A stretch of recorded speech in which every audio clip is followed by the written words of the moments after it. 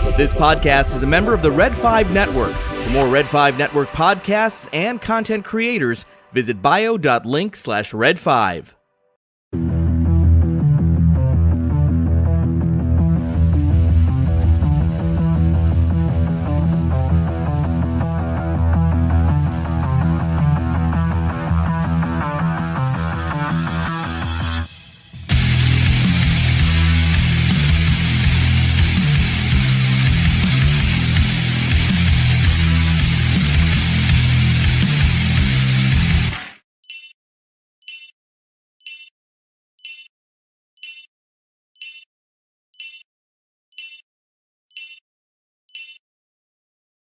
Welcome to Used and Abused. I'm Scott. I'm Kim. I'm Nicole. How you guys doing tonight? Sorry we're running a little late, but hey, you know, it's one of those things. I will take full blame. It has been a day, okay? It has been like, okay, 2 appointments, not my own, plus errands, plus pharmacy runs, plus more errands. Ran to a McDonald's, and by the way, the Shamrock Shake machine was broken. Go figure. But we went to another one, and that was fine.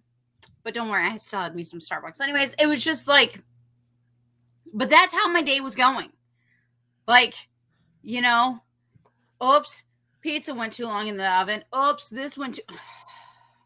Yeah. That was my day so far.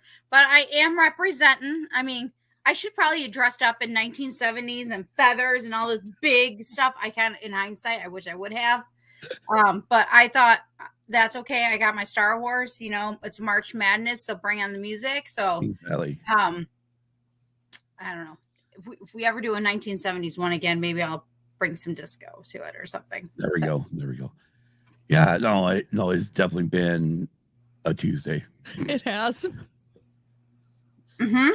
It's like, I know we go live Tuesdays, but it's also like, it's only Tuesday.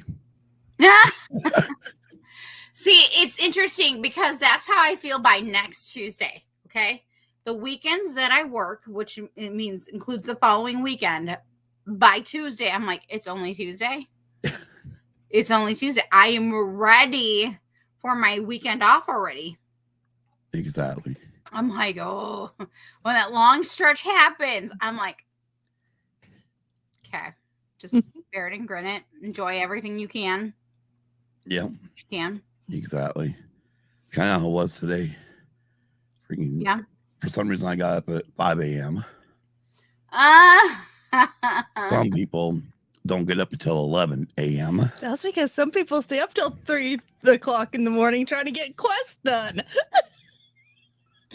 Sounds like somebody's been busy, like on her Nintendo Switch. Yeah, I think it's the most it's been played since we've gotten that one. Isaac, why? Just curiosity, why? I did get a couple things in the mail. Oh yeah. Yeah. Let me start off here first with this from. Oh, here we go. Yikes! I'm up here. It's scary. Okay, so I ordered because I wanted a few to take with me to C2E2. I'm probably going to try to buy a few more before I go. Oh, nice. Y'all can see. But I kind of want to get some buttons instead, also to take with me too. So if you come to C2E2 in Chicago, find me. I'm gonna have a few stickers. But I kind of want a couple buttons. It does not end there. You would think I had everything in my thing. I'm so excited because you guys sent me this next one. It was bubble wrap. Woo! That's the party, man. No. There you go. Lots of bubble wrap. A huge thank you to my co-hosts Kim and Scott because my album's arrived. Right on. I hope my dad's jealous that I got this now. Oh, this Right one. on. Although he might already have it, so what am I talking about? Yeah, right. Very good chance. But this is gorgeous. I can't wait for us to talk about it. I know, right? In August. Like, it's beautiful. It's wonderful. So thank you so very much. I was like, I might have had like a little scream. And I think I'm gonna save the last thing for another day. Yes. Because we have a series that we're gonna be continuing on, and I think I'm gonna save that for then. Yep. Yes. Yeah. Yeah. Well, I ended up getting purchasing an album over the weekend. Those of you that are in our Discord will notice that at one point this weekend I put a link for a new band. Well, I thought they were new. They're actually not very new, but they're called Tragedy. They started out as a Bee Gees metal remake band where they've done like not only Bee Gees songs, but they've done Grease. They've done Summer Nights. You're the One I Want. And their recent release is called I Am Woman. Yes. I am woman. You are man. It is a cover of a bunch of female artists. And let me go ahead and also was for a second. It's only fair. Yes. And Wow. there's the inside. And of course, the songs that they've done or by artists are Chick, Gloria Gaynor, Cyndi Lauper, Betty Buckley, Barbara Streisand, ABBA, Shocking Blue, Bananarama, Shirley Bassey, Aretha Franklin, Irene Cara, the Pointer Sisters, Dolly Parton, Sheryl Crow, Helen Reddy, and Katy Perry. And what they've done is literally metal versions of all these songs. Yes. Well, hello. I just told Nicole, here, let's try this. There we go. But yeah, and then there's the every time. But it was on my Apple Music new releases, and I'm like, well, this album cover looks cool. Let me check them out for a minute, and I noticed that they did She Bop. I'm like, I gotta hear this, and I actually ended up liking it. I'm like, okay. Played a few more songs, like, wow, they really did a good job on some of these. And so I was like, well, let me see if I can find a CD version or something else. I found the LP. I'm like, well, I'll just get the vinyl. Mm-hmm. So, but yeah, I ended up playing it for a friend of ours. His wife likes metal, but she also likes 80s music too. So I was playing it, got her to pull it up on her Pandora, and she's listening to going, oh yeah, I'm loving this. This is awesome. So speaking of vinyl, I think we should mention this really cool fact that happened in the past week. And I shared this with you guys. I think I shared it in our Discord. Vinyl passed up CD sales for the first time in over 37 years. I know, right? Vinyl is back. I mean, we knew it was back. We knew it was on the rise. But the fact that it came back and then went like, it's awesome. Yeah, it is. I mean, that really, it's interesting because you almost, but so this, my mind now though, in hindsight of sharing this with you guys last week or Friday actually, was this really though is connecting the generations in a way, because this is from an older generation, and that means a younger generation really appreciates vinyl records. Yeah. And kids, do not, this is just a warning, do not climb on a stereo. Do not climb on a record stereo. No. I have stories. Oh gosh. I've done some crazy stuff too. So I was very young when this happened. My dad probably could. I'm waiting for him to pipe off and be like, "Wait a minute, I got it." Oh, I could show you why not, but we'll see if my dad pops in there. Yeah, right. I mean, it was like go vinyl. It was like a few weeks ago probably a couple weeks ago when Hannah popped in the chat. Oh, Dad, big CDs, because that's what she said when the first time she ever saw vinyl. Yeah. I mean, she barely knew what a cassette tape was. Right. Mainly because by the time she came around, I had already really started getting rid of all my cassettes, and everything had been replaced to CD. Oh, I have to admit something. I think if I'm for the most part, if I'm buying vinyl, I'm trying to also find albums in which I will listen beginning to end. Right. Because I don't want to have to move them. No, I understand it. I Do got that. it. No, I mean, yeah, exactly. I mean, no messing with that needle.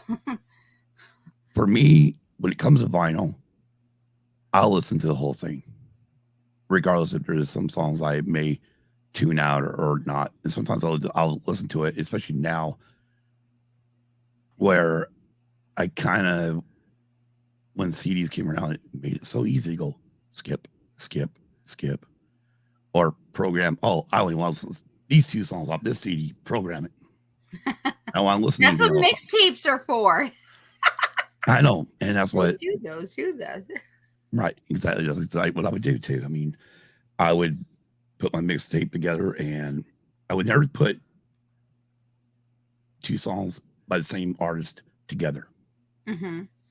It would have to. There's this flow to, depending on what I wanted to start the day off with. If it was a school tape, then it started off hard and heavy, and then kind of slowly went to a couple ballads or slow songs by country or pop or whatever, and then would kick back up. As most of the time it was time, so go around, pick everyone up, and by the time we were get to school, we were finishing with another rocker. You gotta finish on a high note. You gotta finish with a good anthem. You gotta have the blood pumping for school. I mean, and then of course, for me, it was like getting in the classroom and just like, I'm out here, trapper keeper. Oh, let's see, how can I design this? Or have me do it. Just not even paying attention in class. That was my life in school. I had no bit. I hated school. I was there. School for me was playing football, and then the rest of the year was who cares? I had no care to do anything the rest of the school year. Yeah. Football season, okay, I got to stay on the eligibility list. Rest of the year, heck with this.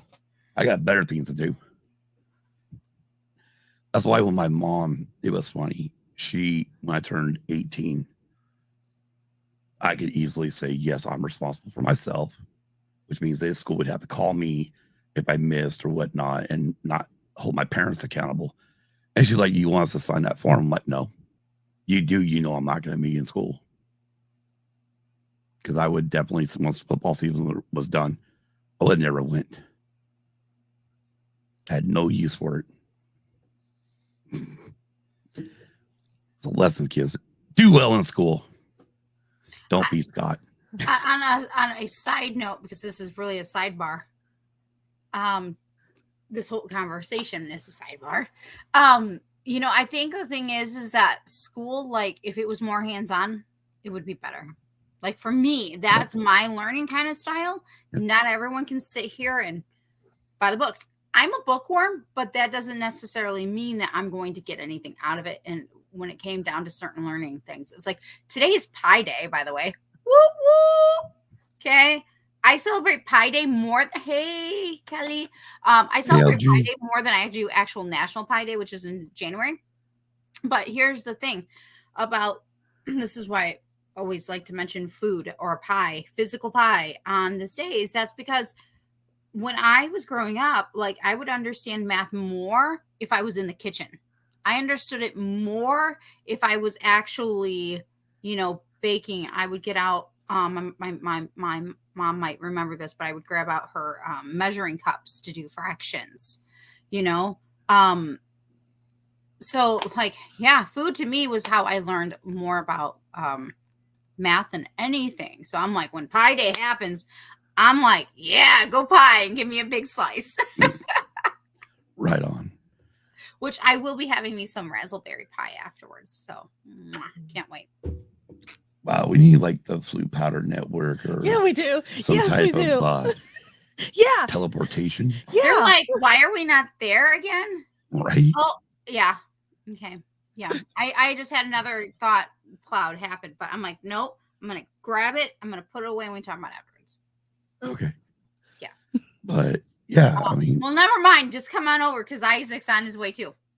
All right. Or they're on their way to LG's because she's got pie. I know, right? Thanks to DB. He knows why. Yeah. They know why. Oh gosh.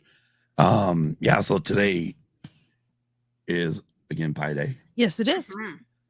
And why did you go? Because Get your mind out of the gutter, Kim. Oh, there it is. I was waiting for my dad, sure enough.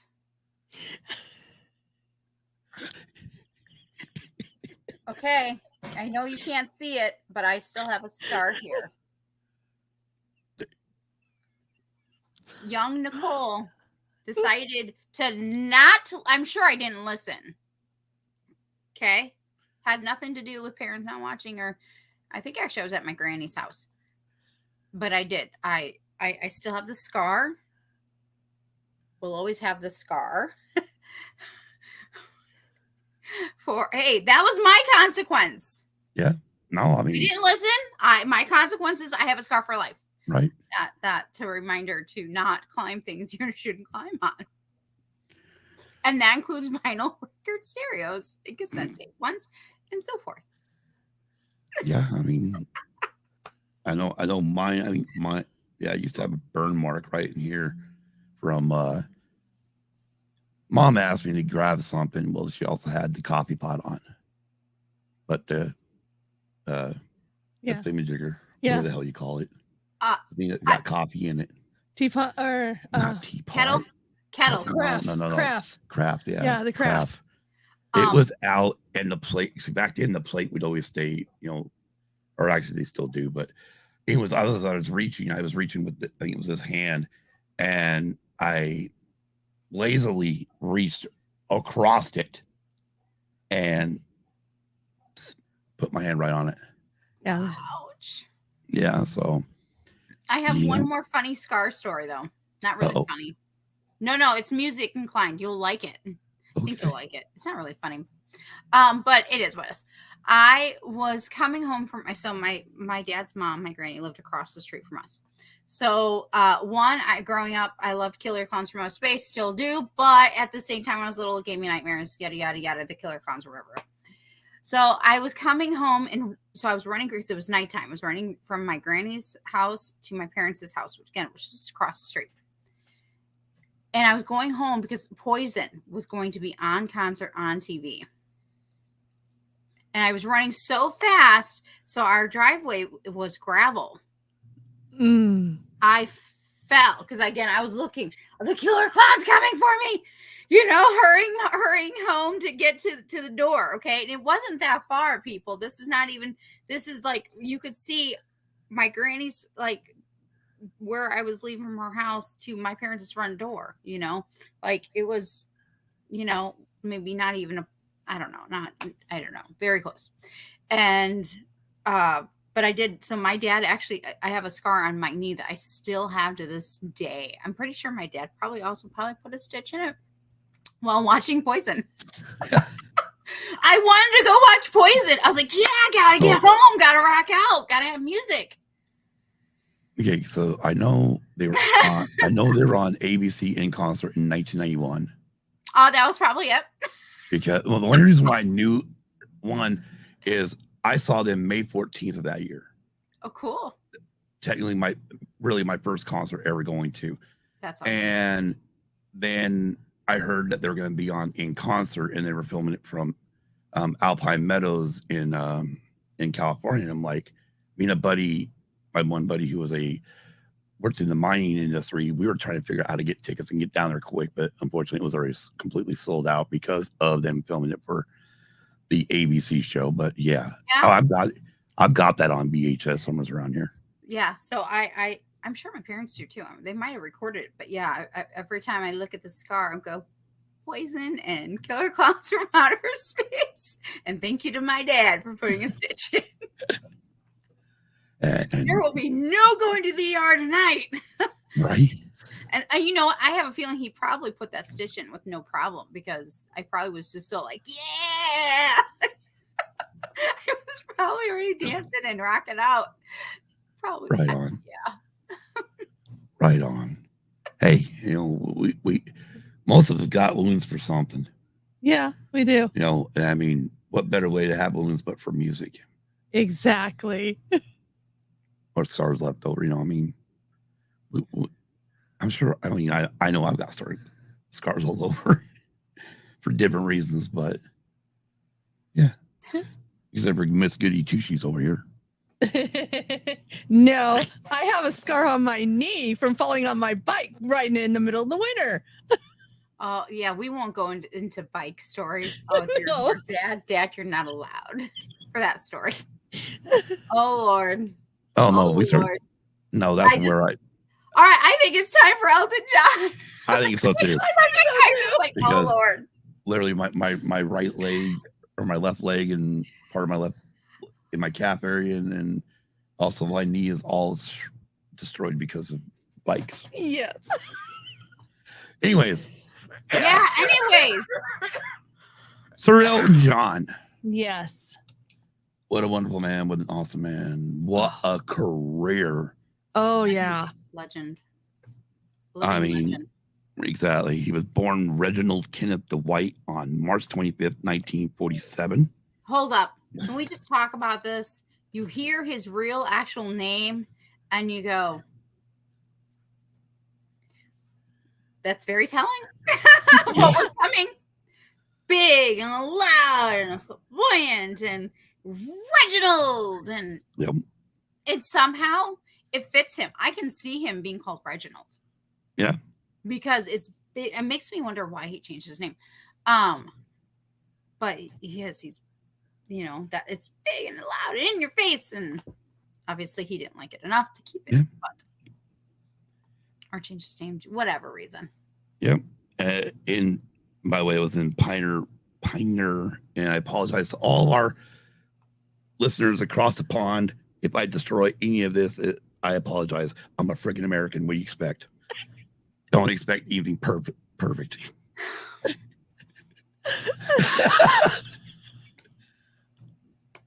Well, exactly. In Pioneer, Middlesex, the eldest child of Stanley Dwight and the only child of Sheila Eileen. He was raised in a council house in Pioneer by his maternal grandparents.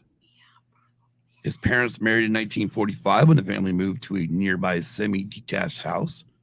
He was educated at Pioneer Wood Junior School, Redford School, and Pioneer County Grammar School until he was 17, when he left just prior to his A-level examinations to pursue a career in music. When Elton John began to consider a career in music seriously, his father, who served in the Royal Air Force, tried to steer him toward a more conventional career, such as banking. John has said that his wild stage costumes and performances were his way of letting go after such a restrictive childhood. Both his parents were musically inclined, his father having been a trumpet player with the Bob Miller Band, a semi-professional big band that played at military dances. The Dwights were keen record buyers, exposing John to popular singers and musicians of the day. Elton John started playing his grandmother's piano as a young boy, and within a year, his mother heard him picking at, Wald Teufels, the Skater's Waltz by ear. By ear. Dang. That's awesome. I mean, that's talent. Yeah.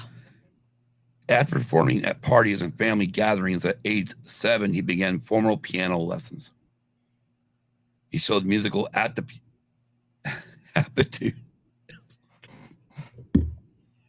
Oh, it's going to be a long show already. Aptitude. Speak up so people can hear you. It's aptitude. Bring your microphone with you. Not attitude. Yeah. I'm giving you attitude now. Yeah, he is. We'll see how long that lasts. Yeah, I'll see how long until she backslaps me. Wait for it. It'll be after the show. She won't do it live on show, including the ability to compose melodies and gain some notoriety by playing like Jerry Lee Lewis at school functions. At age 11, He won a junior scholarship to the Royal Academy of Music. According to one of his instructors, John promptly played back like a, and I quote, gramophone record, end quote, a 4-page piece by George Frederick Handel after hearing it for the first time. Oh, wow. The next 5 years, John attended Sundays or Saturday classes at the Academy in central London. And he has said he enjoyed playing Frederick Chopin, Johann Sebastian Bach, and singing in the choir during Saturday classes, but that he was not otherwise a diligent classical student. And I quote, I kind of resented going to the academy. I was one of those children who could just about get away without practicing and still pass, scrape through the grades, end quote, he said. He also said he would sometimes skip classes. Huh. Right. Are you guys friends? I wish. So. And ride around on the London Underground. Several instructors have attested that he was a model student during the last few years. He took lessons from a private tutor in addition to his classes at the academy. He left the academy before taking the final exams. Wow. John's mother, though strict with her son, was more like I can't believe he kisses. was so close to being done and then he left. I know, right? Like, just finish and just then go. I get pursuing your dreams, but yeah, that close. Yeah, Vivacious. It's called vivacious. Okay, then her husband, or something of a free spirit. With Stanley Dwight uninterested in his son and often absent, John was raised primarily by his mother and maternal grandmother. When his father was home, the Dwights had vehement arguments that greatly distressed John. When he was 14, they divorced. His mother then married a local painter, Fred Fairbrother, a caring and supportive stepfather who John affectionately called Durf, or Fred backwards. They moved into a flat number 3A in the 8-unit apartment building called From Court, not far from both previous homes. There, John wrote the songs that launched his career as a rock star. He lived there until he had 4 albums simultaneously in the American Top 40. Oh, wow. So his career began in 62. Yeah. Through 69, where he was a pub pianist and eventually became a staff songwriter. At age 15, with his mother and stepfather's help, John was hired as a pianist at a nearby pub. Must be nice. Must be. Times have changed. You ain't getting in there that young. No, you're not. But special note, though, it's also across the UK. So different areas of the countries, different rules. That is true. I mean, I've known people when I was even in junior high or high school that legally could drink in their own country, but couldn't drink here. But they were also in high school age. I was like, what? Right. So it's like, well, in other countries. Yeah. No, you're right. I mean, it's crazy when you think about it, you know. But yeah, so at the nearby pub he played was near the Northwood Hills Hotel, playing Thursday to Sunday nights, known simply as Reggie. He played a range of popular standards, including songs by Jim Reeves and Ray Charles, as well as his own songs. A stint with a short-lived group called the Corvettes rounded out his time. Although normal sighted as a teenager, John began wearing horn-rimmed glasses to imitate Buddy Holly. In 62, yeah. Smart. I think that was really probably the beginning then of him like embracing his fashionable side that's very very lively and creative and unique to his own personal style, while at the same time giving a nod to Buddy Holly. Yep. In 1962, John and some friends formed a band called Bluesology. By day, he ran errands for a music publishing company. He divided his nights between solo gigs at a London hotel bar and working with Bluesology. By the mid-60s, Bluesology was backing touring American soul and R&B musicians like the Isley Brothers, Major Lance, and Patti LaBelle and the Bluebells. In 1966, the band became Long John Baldry's supporting band and played 16 times at the Marquee Club. Oh, wow. Wow.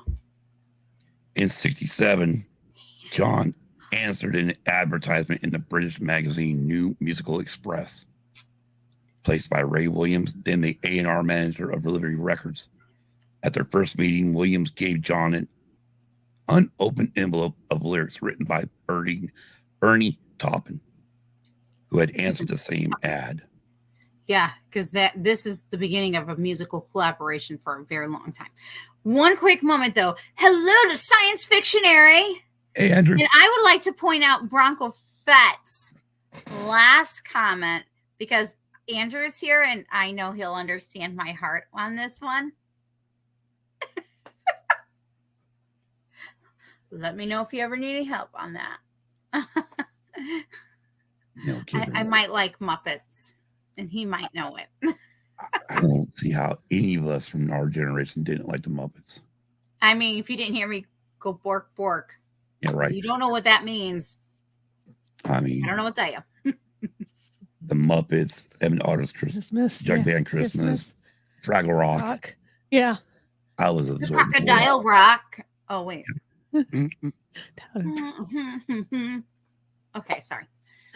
But thank you. I told you just sidebar, but I had to say that. Exactly right. No, you had to. Yeah. Bronco opened it up for us. Thanks, Bronco. And then Andrew showed up. So just like see, stars aligned. Ooh, Kelly likes those when the stars align. Okay, so the sun and moon aligned. How about that? Yes. Wow. Lunar Girl, it sounds like he might be talking about a couple of people. Maybe. No. Yes, you Baldo. Animal. Oh, wait, that's a song. I went into a song. Hey, it's a good song by Doug Not Wilson. into animal. I went into animal. Oh, man. How many songs can Nicole sing in one show? We're going to totally play that game one day. I hope somebody right now is already counting. Yeah, so he an unopened. Okay, so John wrote music for the lyrics and then sent it to Taupin, beginning a partnership that, like Nicole mentioned, that still continues. When the two first met in 1967, they recorded the first John Taupin song, "Scarecrow." 6 months later, John began going by the name Elton John in homage to two members of Bluesology, saxophonist Elton Dean and vocalist Long John Baldry. He legally changed his name to Elton Hercules John on January 7th, 1972. Wow. Wow, that's a huge leap. Like, Yeah. Unfortunately, they don't say why he changed it. I mean, he gave it as for an honorary reason, but it's just like, dude, you kind of actually, But it could have been. I mean, whoa, Ubaldo, what do you need a calculator for? I mean, you can have pi. calculator keyboard. Pi? Well, Oh, for songs. My bad. It just occurred to me what he was talking about. I was like, you want pi? Because I was thinking pi, mathematics. Yeah. And pie's pretty sure. Then it just occurred to me he meant, you'd have to I think you could get away with a tally with me. How many songs I sing in one show? I mean, a tally. I mean, you could also, I guess, pour a pie on you. Yeah. No, I like it Three Stooges style. Just pie in the face. Cream. Exactly. That's some fun stuff. The team of John and Taupin joined Dick James DJM Records as staff songwriters in 1968. Over the next 2 years, wrote material for various artists, among them Roger Cook and Lulu. Taupin would write a batch of lyrics in under an hour and give it to John, who would write music for them in half an hour. Oh, yeah. Disposing of the lyrics. Him and Dolly. Like, they can write music just like off the cuff. I'm just like impressed. Exactly. That better include pie. If I cannot eat it, I don't want it. Or unless it's a money check. Got to put that decimal, though, in the right spot. Yes. I know they were going there. Oh, I do know what he's talking about. Oh, Lord. What is this? Yeah. Is this Saturday night? I know, right? Live from Use and Abuse. It's Scarif After Dark. Oh, wait, no. Wrong show. I should have wore the other shirt. Bronco 5. I should have wore my Roe Reynolds shirt. I want to say something else, but my dad's listening in regards to this, so I will save it for later. Man. Oh, Sheesh, Lord. Bronco Fett, are you hungry? Elton John with disposal lyrics if he could not come up with anything quickly. For 2 years, they wrote easy listening tunes for James to peddle to singers. Their early output included a contender for the UK entry for Eurovision Song Contest 1969 for Lulu called I Can't Go On Living Without You. It came 6 of 6 songs. In 1969, John provided piano for Roger Hodgson on his first release single, Mr. Boyd, by Argosy, quartet that was completed by Caleb Kay and Nigel Olsen. That's a nice recovery, Isaac. Thank you.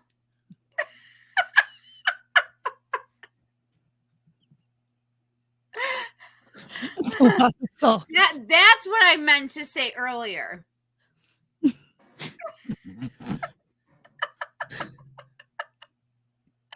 I'm gonna keep this rolling here. Rolling. Raw. If you know it, you know it. Yep. So 1969 to 1973, we had Elton's debut album, all the way to Goodbye Yellow Brick Road album. On the advice of music publisher Steve Brown, John and Toppin began writing more complex songs for John to record for DJM. The first was the single I've Been Loving You, 1968, produced by Caleb Kay, Bluesology former guitarist. In 1969, with Kay, drummer Roger Pope, and bassist Tony Murray, John recorded another single, Lady Samantha, and an album, Empty Sky.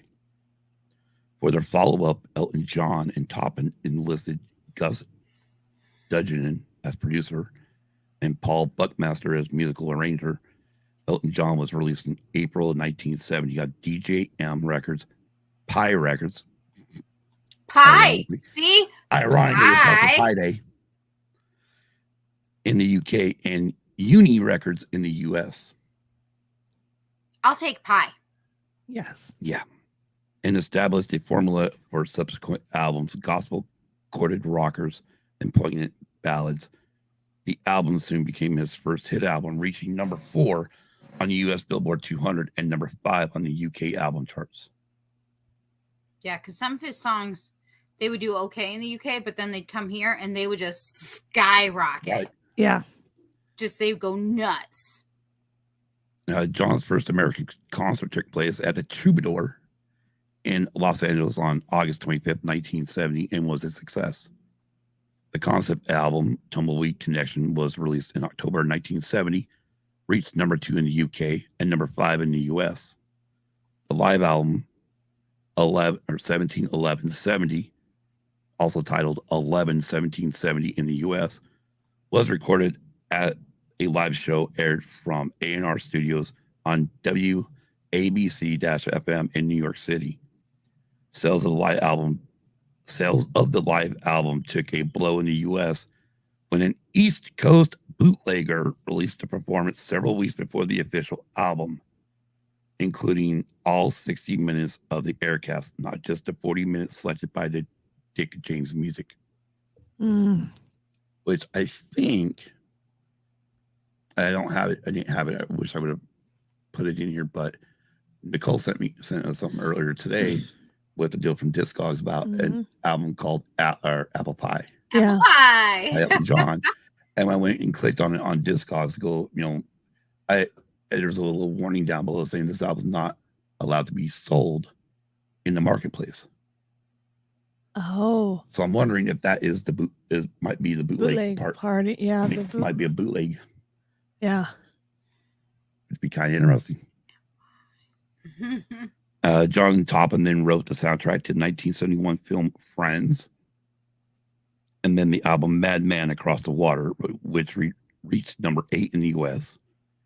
In 72, Davy Johnson joined the Elton John band on guitar and backing vocals. Also released in 72, Honky Tonk. Try that Man, again.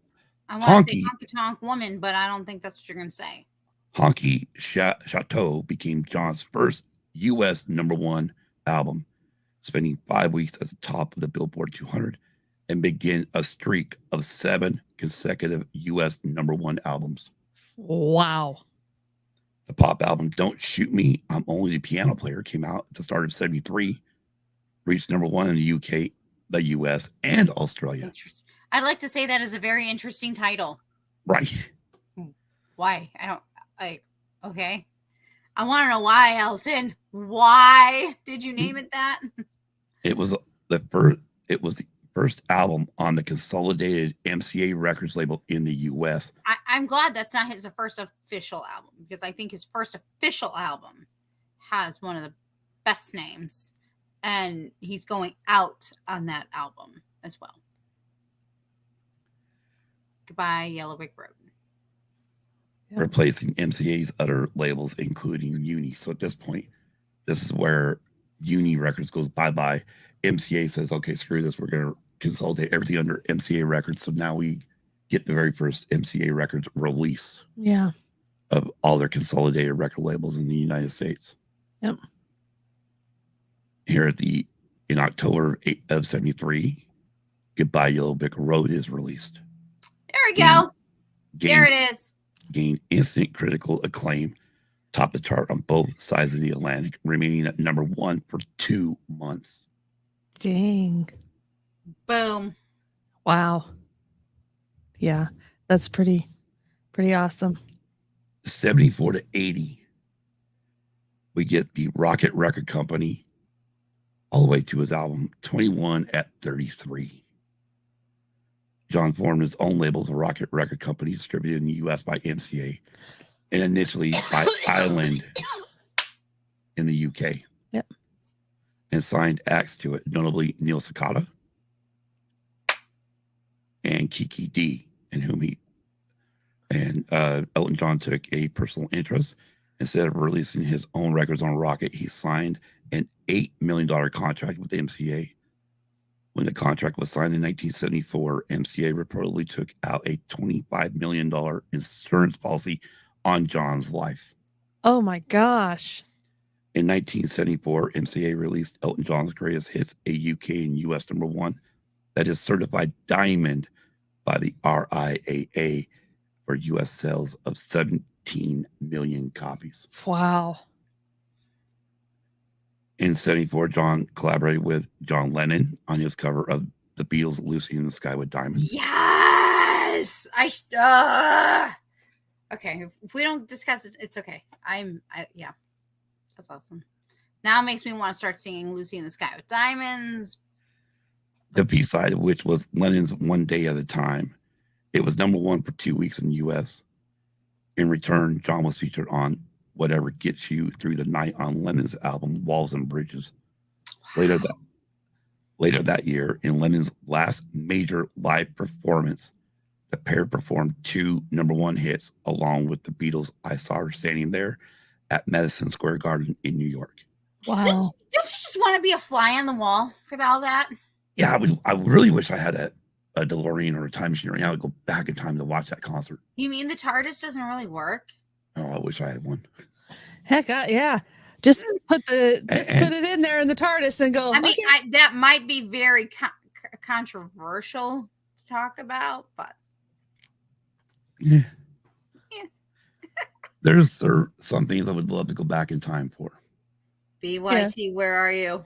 Yeah, right. I'm summoning. Lennon made a rare stage appearance with John and his band to keep the promise he had made that he would appear on stage with him if Whatever Gets You Through the Night became a U.S. #1 single. And then Caribou was released in 74, becoming John's third #1 in the UK and topping the charts in the US, Canada, and Australia. I'm crazy. Yeah. Oh my gosh.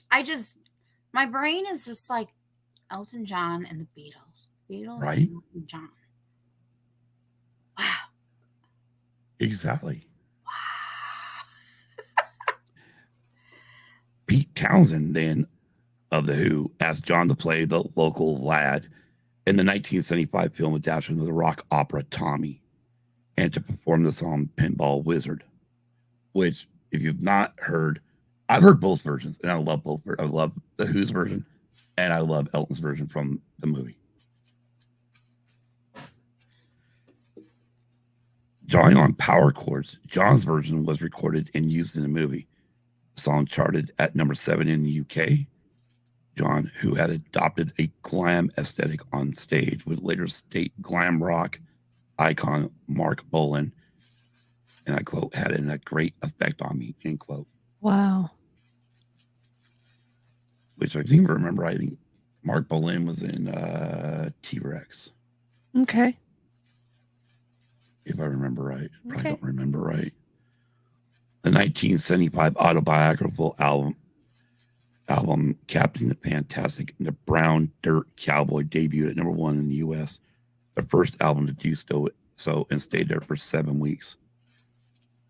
John revealed his previous ambiguous personality on the album, with Toppin's lyrics describing the early days as struggling songwriters and musicians in London. The lyrics and accompanying photo booklet are infused with specific sense of place and time that is otherwise rare in his music. The album's released single The End of the Elton John Band as an unhappy and overt John dismissed Olsen and Murray. According to Circus Magazine, a spokesman for John's manager, John Reed, said the decision was reached mutually via phone while John was in Australia promoting Tommy. In June of 1975, Elton John introducing his new band at London's Wembley Stadium, which included Davy Johnson and Ray Cooper, who were retained, and Roger Pope returned, and new bassist Kenny Passarelli. This rhythm section provided a heavier backbeat. The rock-orientated Rock of the Westies entered the U.S. album charts at #1, as had Captain Fantastic and the Brown Dirt Cowboy, a previously unattained feat.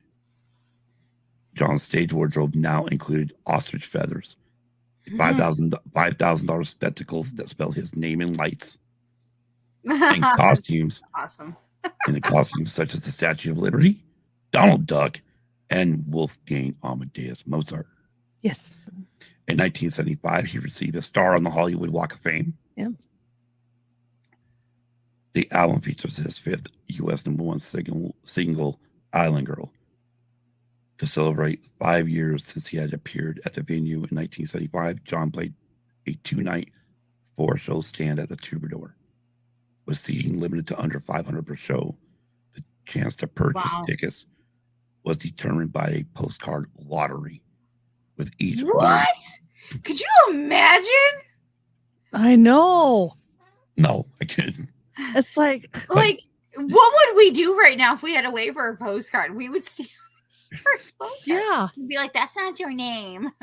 Yeah, exactly. Oh my gosh. That's a very intimate show. Right. Yeah.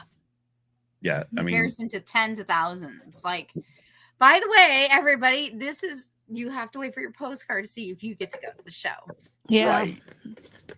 Yeah, I mean, although at the same time, maybe that made it more fair, because then it's like maybe he could, keep that definitely puts out scalpers, and that puts away just a certain wealth average, just the wealthy to be able to go, Exactly. at the time, anyways. Yeah. Well, I mean, I know, even other bands and stuff that have gone from playing arenas or whatnot, and they go back and play like the Whiskey or the Troubadour or whatnot. And yeah, I mean, those places don't hold a lot of people. They're built for up and coming bands. They're not really built for established acts. Yeah, exactly. But exactly. again, when you do get those, like, I mean, just a few weeks ago, we talked about Dolly Parton on here. Yeah. And I know between the three of us, for us, if we also got a postcard in the mail saying, hey, you have an opportunity to buy 2 tickets to see Dolly in a 500-seater venue, we would jump at it. Oh, heck yeah. Because, I mean, one, you're not going to have a bad seat in the house. No, you're not. And it's going to be very personal. Yeah. Just my opinion. But yeah, postcard lottery. Wow. Everyone who attended the performance received a hardbound yearbook of the band's history. Yeah. That year, he also played piano on Kevin Ayers' Sweet Deceiver and was among the first and few artists to appear on the African-American television series Soul Train. Soul Train! I knew that fun fact, that he's one of the rare, yes. Wow. That he got to be on that. And I think I saw an interview or something that he wrote about, how did they like this boy all the way from Britain? Like, how? Like, it surprised him. Like, yeah, he was just, surprised. Yeah. On August 9th, 1975, John was named the Outstanding Rock Personality of the Year at the first annual Rock Music Awards in Santa Monica, California. In May of 76. I don't think we still have those. Or is that now considered like the Billboard or the... Yeah, I wonder if that's changed to something else. I'm sure it has. Or it just went away. I don't know. Yeah. In May 1976, the live album Here and There was released, followed in October by the album Blue Moves. When I think like my rock bands and stuff, in the 80s, it was every 2 years it came out with a new album. Yeah. Pop artists did the same thing in the 80s. But, I mean, country was a little bit different. Country artists came out every year, even through the 90s until now. Recently, they've kind of got that 2-year gap going on now. Yeah, exactly. But we're talking, some of these times, we're talking a few months. I mean, 5 or 6 months, it's like you better be working your butt off if you want that next album.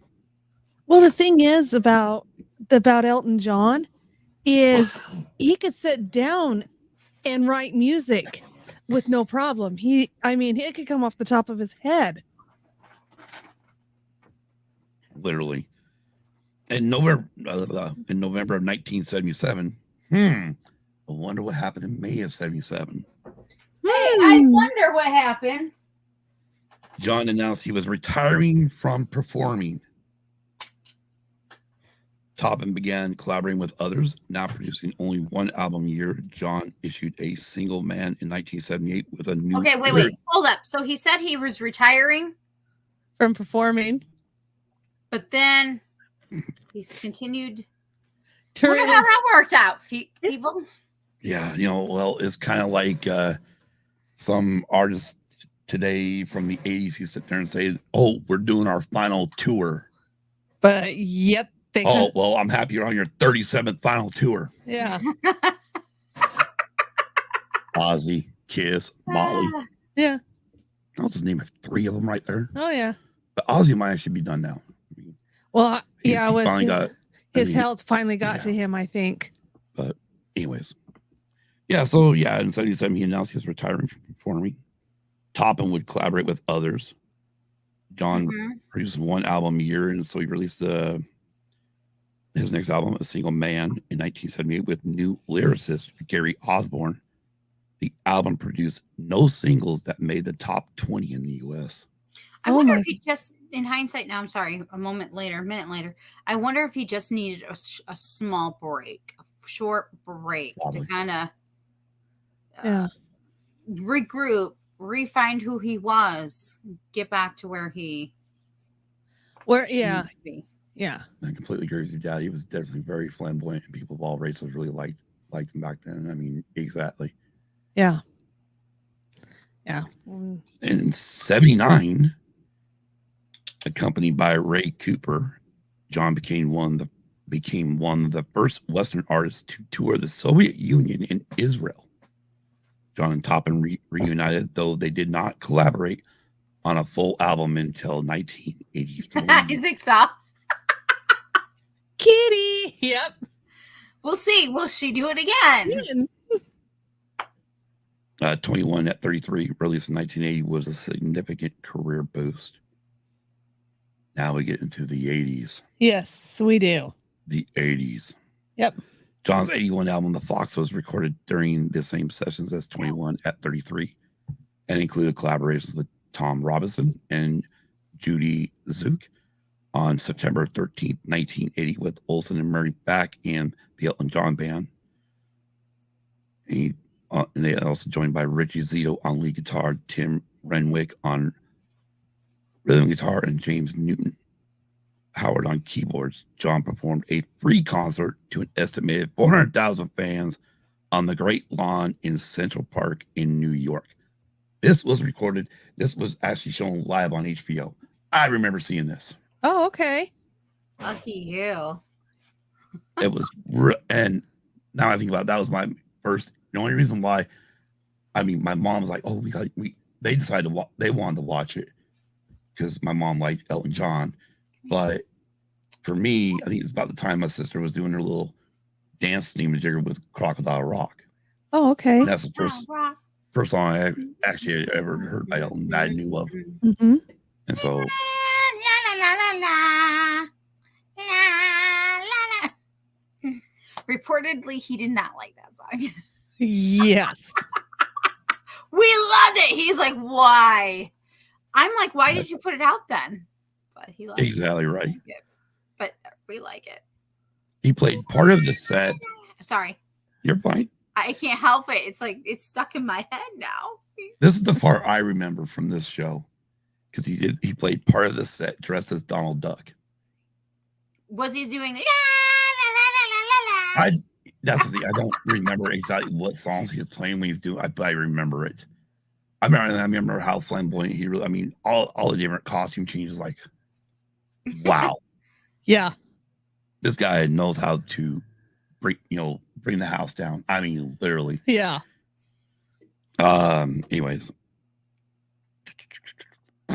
Donald Duck on the Oh, yes, yeah, I will Isaac. jump up. Yes, Isaac. When this pops up, it's true. Yes. Yes. Sorry, not Isaac. Bronco Fett. Is he man or is he a Muppet? The album Jump Up was released in 82 with original band members John Stone, Murray, and Olsen together again. John returned to the charts with the 1983 album Too Low for Zero. That's the one that was back to being him and Toppin writing all the songs. Yeah. In October 83, John caused controversy when he broke the United Nations cultural boycott of the segregated South Africa by performing at Sun City. Yeah. He married Go Elton John. He married his close friend and sound engineer, Renee Blau. I probably butchered that, on Valentine's Day in 84. The marriage lasted 3 years. In 84, he released Breaking Hearts. In 85, John was one of many performers at Live Aid held at Wembley Stadium. Hold up. We got to stop right there. Live Aid. We're going to have to do a whole show about Live Aid. Right? Okay. One, because one of my favorite bands like rock and took down the house. And if you know who I'm talking about, you know who I am talking about. And I'm not talking about Elton John. And I'm not talking about Phil Collins either. God, I love Live Aid. Like, I will watch. There's a particular part of Live Aid I will watch or I will listen to, and it's exactly like 24 minutes, and then there's another part later. So Nice. good. So good. Oh, I see the kitty tail. She's planted. Oh no, There you go. she's just sitting on the bench. I wish she would just sit on my lap. She's not really a cat that likes to sit on laps. She's more of a, I want to cuddle, but rub up against my legs and things. But yeah, no, Live Aid. Wow. That's a whole show. Yeah, it is. I had to make a special note how awesome and amazing Live Aid was. I know. And it is, yeah. I was just thinking the other day that it's crazy. I mean, this is 2023, and it's like, crap, 40 years ago was the US Festival. Yeah.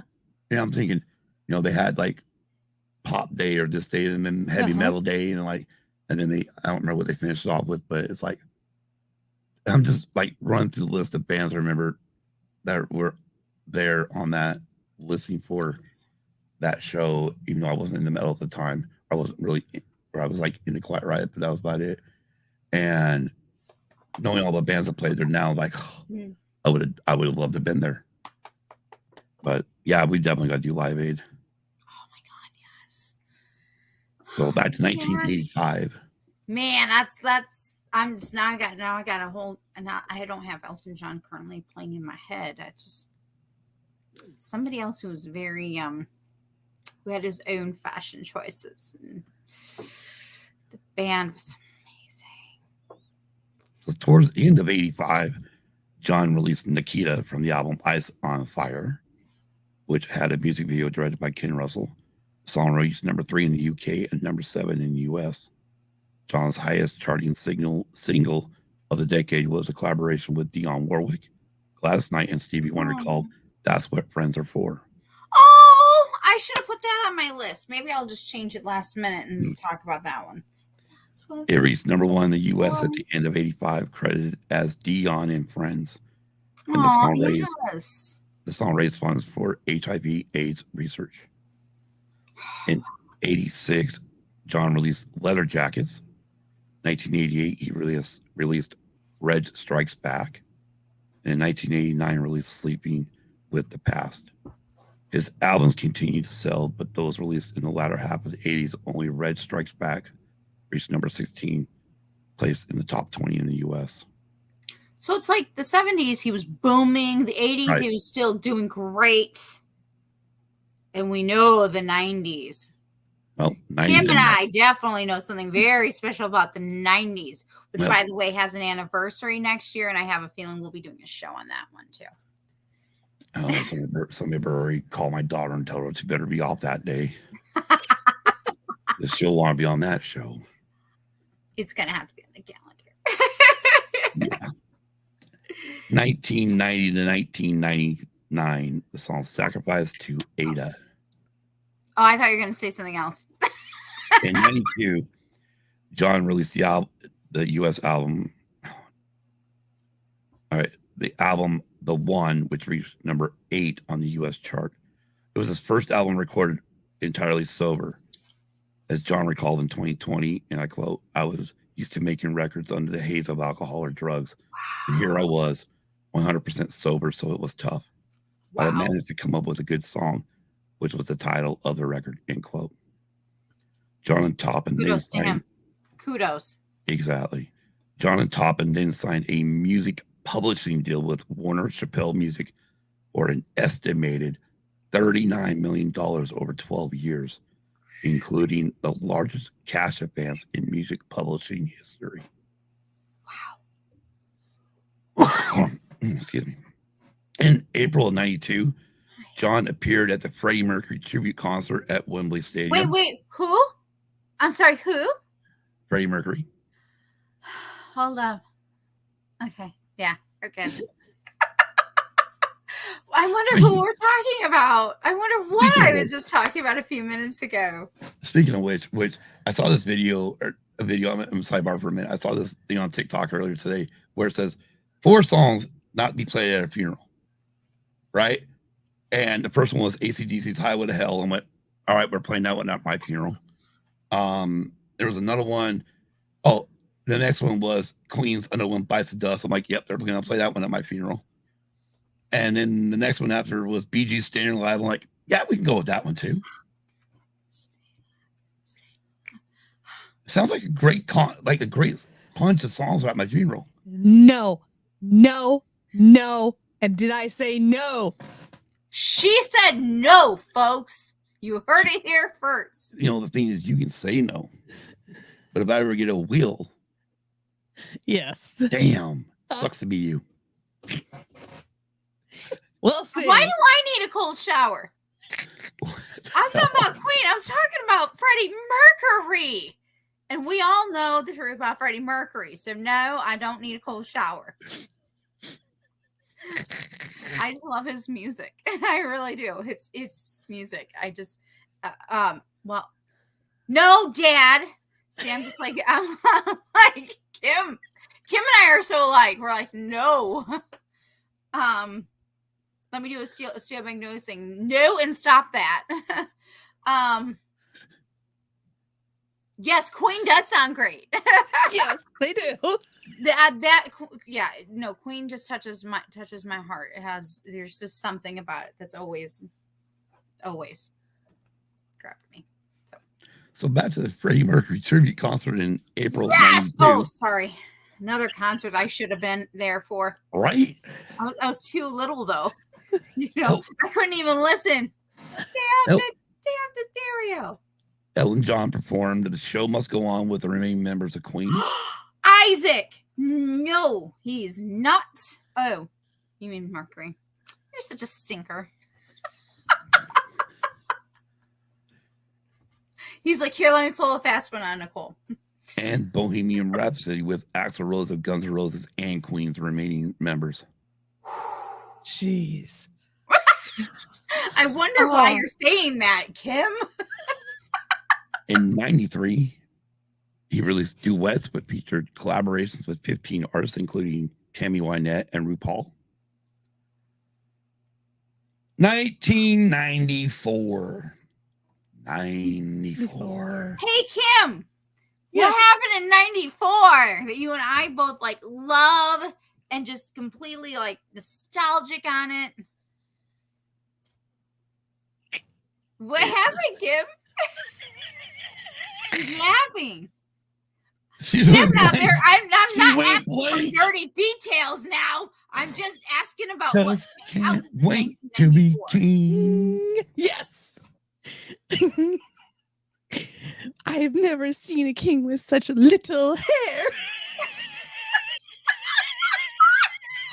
What are we referring to, Kim? I'm pretty sure what I'm thinking was supposed to be rated G, not the other way. It was the Lion King. Along with Tim Rice. Hold on. I would like to make a special note. I think Kim was thinking of Scared After Dark from a few weeks ago. Yeah, I think so. Mind with... That's where I went for a minute. I'm like, sorry, Kim, calling you out on this one. I see it happening. Yeah, I see it happening. What? Sorry, Scott. We're just having our own fun little girl party right here. I know y'all are. Along with Tim Rice, John wrote the songs for the 1994 Disney animated film The Lion King. Yes. At the 67th Academy Awards, 3 of the 5 nominees of the Academy Award for Best Original Song were from the Lion King soundtrack. Yes. Also in 94, John was inducted into the Rock and Roll Hall of Fame by Guns N' Roses frontman Axl Rose. She's busy. Keep going. In 95, he released the album Made in England. In 97, 2 close friends passed away. Designer Gianni Versace was murdered on July 15th, and Diana, Princess of Wales, died in Paris car crash on August 31st. Okay, I can tell. Never mind. I will save this moment for when we get there. We're going to touch on it, but we're going to get there later also in the show, just so everybody knows. Because everyone strap in. It's going to be a long and bumpy road. Right. So we're getting there because we're going to start getting to our. Yes, we are getting there. We're getting there. Okay, good. In early September, John asked Toppin to revise the lyrics of their 1973 song to honor Diana, and Toppin agreed. On September 6th, 97, John performed the song live for the only time at Diana's funeral in Westminster Abbey. I should be serious right now for what he's talking about, but I can't. No, you're fine. You're fine. In 1990, I'm gonna jump anyways. He's gonna jump. Yeah, because I mean mostly. Real quick, Yeah, I'll come back to that later. Anyways, 99, John composed. Yes! Team Upoldo. I'm right with you, man. That's gonna go back to be like, what were they doing? Yeah. I'm happy my head's down looking at my screen right here. In 99, Man, John. imagine all the stuff Kim and I can get away with then. Oh, yeah. Well noted for the future. In 99, John composed music for Disney's musical production, Ada.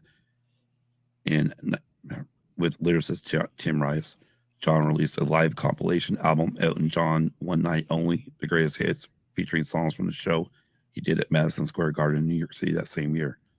A concept album of the songs from the musical Ada was also released that year. 2000 to 2023, I just pretty much grabbed this one really quick because I was like, wow, this is already going long, and shows are going to go really long if I go on, because he kept breaking it down like by every 7 years. Like, can we just done decades? Yeah. John has continued to record new music and since then, including release the album Songs from the West Coast 2001, The Diving Board 2013, Wonderful Crazy Night 2016, The Lockdown Sessions 2021. In 2017, John also released the greatest hits album Diamonds, spanning hits from 1970 to 2016. Throughout his career, John has sold over 300 million records worldwide, making him one of the best-selling music artists of all time. John's biggest selling studio album is Goodbye Yellow Brick Road, which he's currently on tour for. Yes. which has sold more than 30 million copies worldwide and ranks among the best-selling albums worldwide. Let's all go to Dublin, Ireland, because he's playing there like in the next few weeks. Let's just go. We'll never get to do it again. Right? Yeah. Right. Yeah. Let's just do it. According to the RIAA, which is the Recording Industry Association of America, Elton John has sold 79 million albums in the United States, making him the 6th best-selling male solo artist in history. Also, according to RIAA, he has sold 35 million singles in the U.S. In 2019, Billboard ranked him as the greatest solo artist of all time, 3rd overall behind the Beatles and Rolling Stones. Yep. Interesting. He also had collaborations with. Right. John has accumulated 9 number 1 singles on the Billboard Hot 100 and 7 number 1 albums on the Billboard 200. John is also Billboard's greatest male artist on the Hot 100 of all time, 3rd overall behind the Beatles and Madonna. Dang. John is well known for his Philanthropy. Yeah, that word. Philanthropic Efforts. Philanthropy. Being involved in charity fundraising events since 1986. In 92, after losing 2 friends. Yes, Isaac, he is. HIV/AIDS spokesperson Ryan White and fellow musician Freddie Mercury to AIDS in the span of a year. John founded the Elton John AIDS Foundation, an organization which has raised over $600 million to support HIV-related programs in 55 countries. Ugh. John was also recognized for his services to charity twice, receiving a knighthood from Queen Elizabeth II in 1998 and being appointed a member of the Order of the Champions of Honor by Prince Charles in 2020. Yep. Which I think I got a news thing today saying that Brian May was just put into that today. Oh, wow. Queen. Wow. Queen! Sorry, had to. Which we need to do. I had to. Sorry. I just was so excited. That band is so excited. Right. We're going to have to do something on Queen. Yeah, we're going to have to do a Queen. Oh, you know it. In about 27 parts. I'll be like, move over, y'all. I mean, if we're going to do Queen, we might as well just do one album at a time. Yes, Dad, he was knighted by the Queen. Yes. Queen Elizabeth. The late Queen Elizabeth. Yeah, the late Queen Elizabeth. And technically, Sir Charles is now King. Yep. King Queen. Charles. But everybody's their list. Now, so everybody knows. I want Sorry, I want to know what she was thinking. that whole soundtrack is going in my head.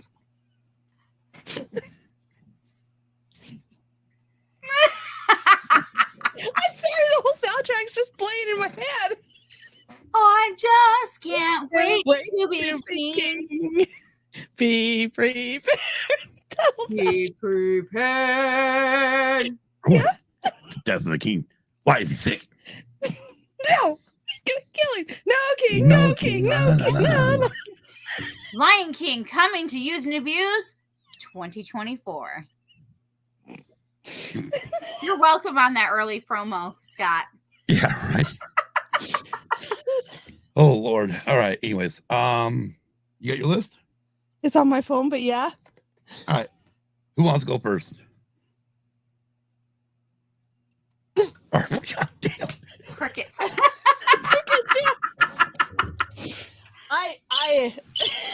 Yep, there's crickets. I had to take a drink, so let me pull my. I was waiting for the other thing to come up. Yeah, please. Jesus Christ, I need to shorten that thing. God damn. So, let me get into my notes here. I'll do it without you then. Great. Where's Please get your shit together. Do you know where your friggin' notes are at? No, I found them. They're somewhere over the rainbow. Yeah, exactly. With the munchkins. Hey, Scott, what's one of yours? Well, And maybe all right. save my favorite for last. Okay, well, I'll just start at the top of the page here. I have Nikita. There we go. It was released October 4th, 1985. Its runtime is 5 minutes 44 seconds on the album, 4 minutes 43 seconds UK single, and 4 minutes 54 seconds US single. Like, why? Just released it. Yeah. Anyways, I just lost everything I wanted to. Oh, hold up. This is very important. Ubaldo had a good question. I have a question. When are we starting albums on Queen? Are we talking about Queen, like maybe doing a series on Queen? Because let me tell you, I'm all for that. Although that might have to be partially Patreon exclusive because I just talk so much about Queen. Would have to be a good discussion. So, question right back to you, Baldo. Are you looking for a series about Queen? Or... I mean, we were kind of throwing everything around, but I mean, I know I said, well, let's do it like in 27 parts so we can cover each album at a time. Because I don't know how the heck you'd even come close to picking songs. I couldn't. That's why we would do like we talk about albums because Right. Yeah, because there's or even just talk about the Night at the Opera. Oh my god, Night at the Opera. See, that is one I can totally beginning to end listening to. Like, Well, I mean, the first Queen album I ever heard was The Game. And then I started finding all their, as time went on, we got their greatest hits and whatnot. And then eventually I've gone back and started listening to most of their albums. I'm like, dang. yeah. Yeah, I mean, yeah. I love it. It's up to you guys. we will talk about that and we will get back to you on that, Ubaldo. Yeah. Yes. Me, Yeah. I am all for that. Hence, I said we have to talk about Live Aid because seriously. Yeah. Oh yeah. That just gave me a good idea. Thank you, Ubaldo, because now that just gave me a good idea, which I will tell my two amazing co-hosts later, and we'll get back to you because I just had a really good idea. Okay. I know you're gonna love it. That's the other thing. I know you're gonna love it. Well, Okay, back to it. Nikita. yeah, Nikita Wood. John describes his crush, a person called Nikita, a border guard who he can not meet because he is not allowed into the country. Though the name Nikita can refer to a woman in other languages, it is a male name in Russia. In interviews, John has said that he was aware that Nikita was a male name in Russian. The video for the song was directed by Ken Russell. John accepted the proposed script written by Russell, which was a male-female love interpretation of the song, depicting his attempted romance of a blonde female East German border guard, which is ironic because, the wall was still up at that point. Yeah, it was. And scenes showed the two together in various happy situations, including wearing the colors of Watford FC, of whom John is a supporter and former chairman. Okay. I have a side thought for this Okay. in regards to the name Nikita. I'm wondering if this is foreshadowing what was coming. At this point, we didn't know, or at least Right. I wasn't born yet. So maybe those who were around him kind of had an idea, but for the public that they didn't know, about personal life, which is his right, his personal life. And I respect that is his personal life and that, but I'm wondering if that was foreshadowing in some ways. So, Yeah. Yep. Yep. One real quick thing is I wanted to really point out on this. The song was copyrighted in 1983, sent to Big Pig Music, John's publisher, for a possible publishing deal. Hobbs never heard, or a guy named Guy Hobbs tried to sit there and say that this song was actually stolen from him. Nikita was actually a song he wrote in 1982 called Natasha. It took until October 31st of 2012. A U.S. federal judge granted John Toppin motion to dismiss, finding that the song did not infringe Hobbs' copyright because the only similar elements were generic images and themes that are not protected under copyright law. Yeah. Yep. Just somebody looking for a big payday. That's all it was. I That's think all it that's, was. yeah.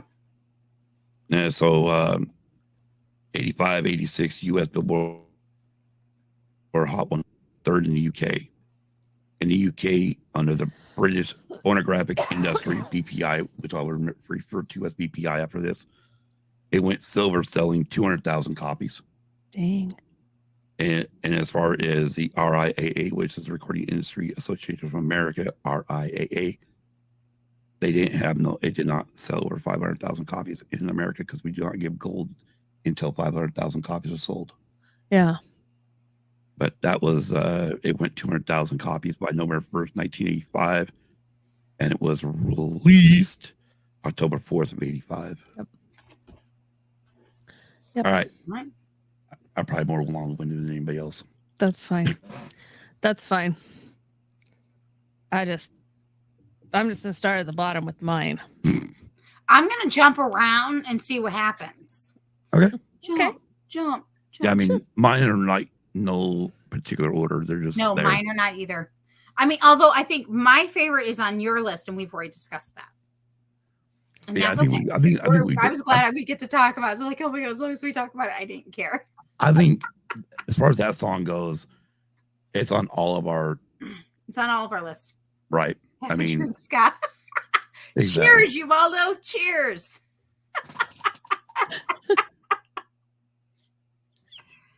Salute.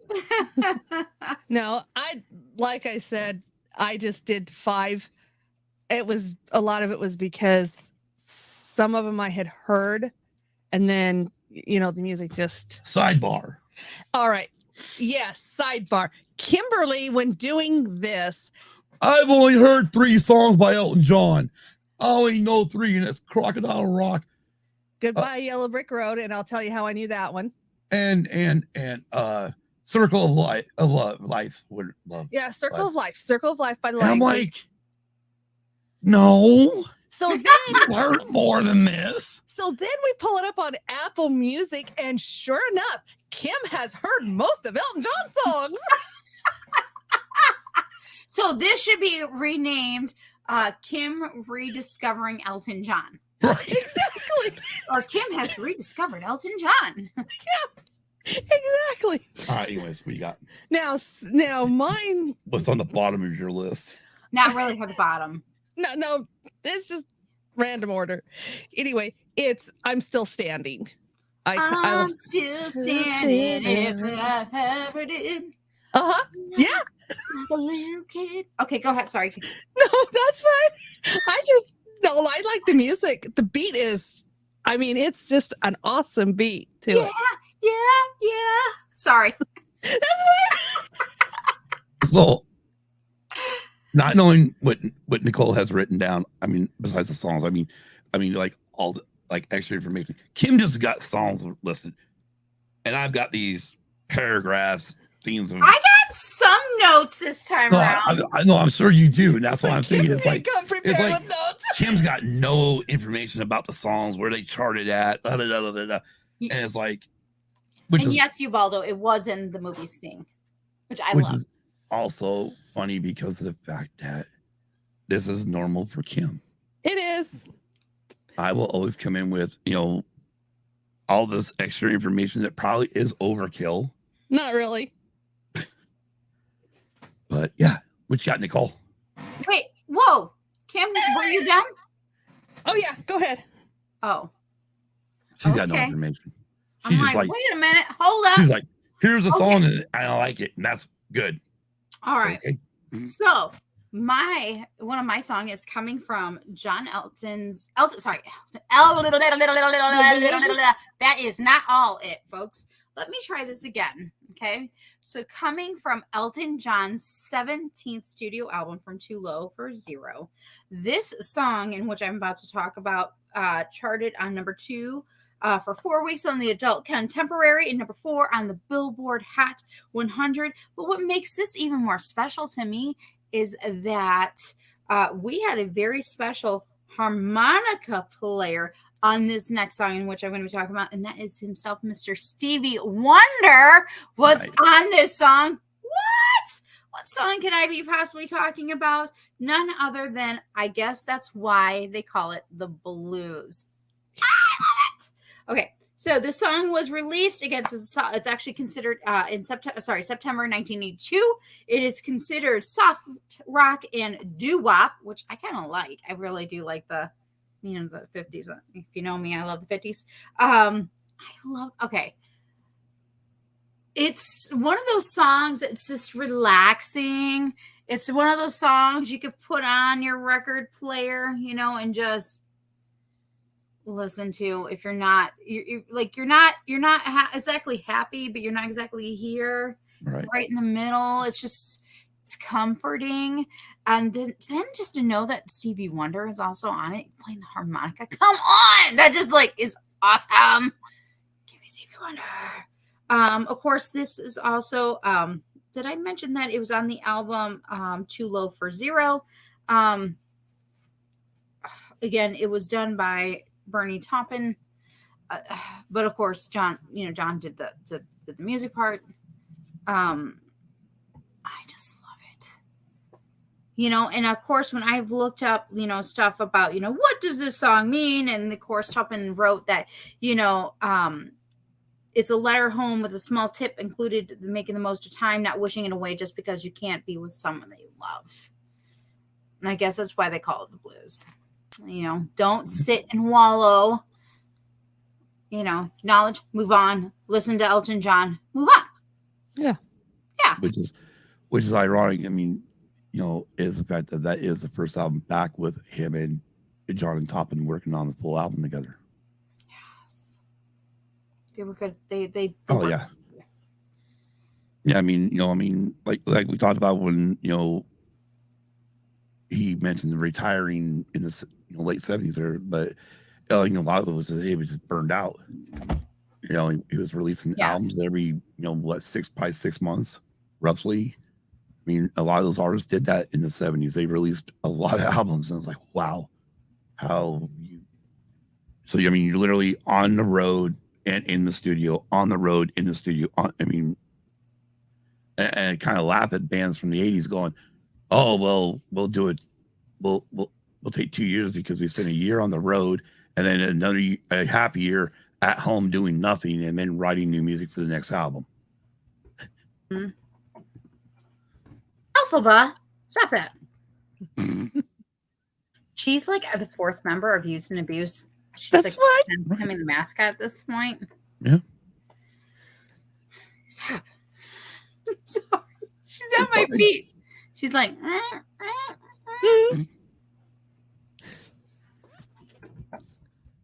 But yeah, that's a great song. I remember that song. You're next. Alfie.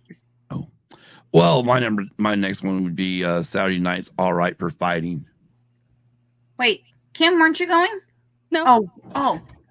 We, She just awesome Oh. to me. She's like passed the buck. I was kind of liking it, but I'm telling you guys, this is my kind of Tuesday. I'm having. well, I can go before you do yours. Well, too late. I No, already go said ahead.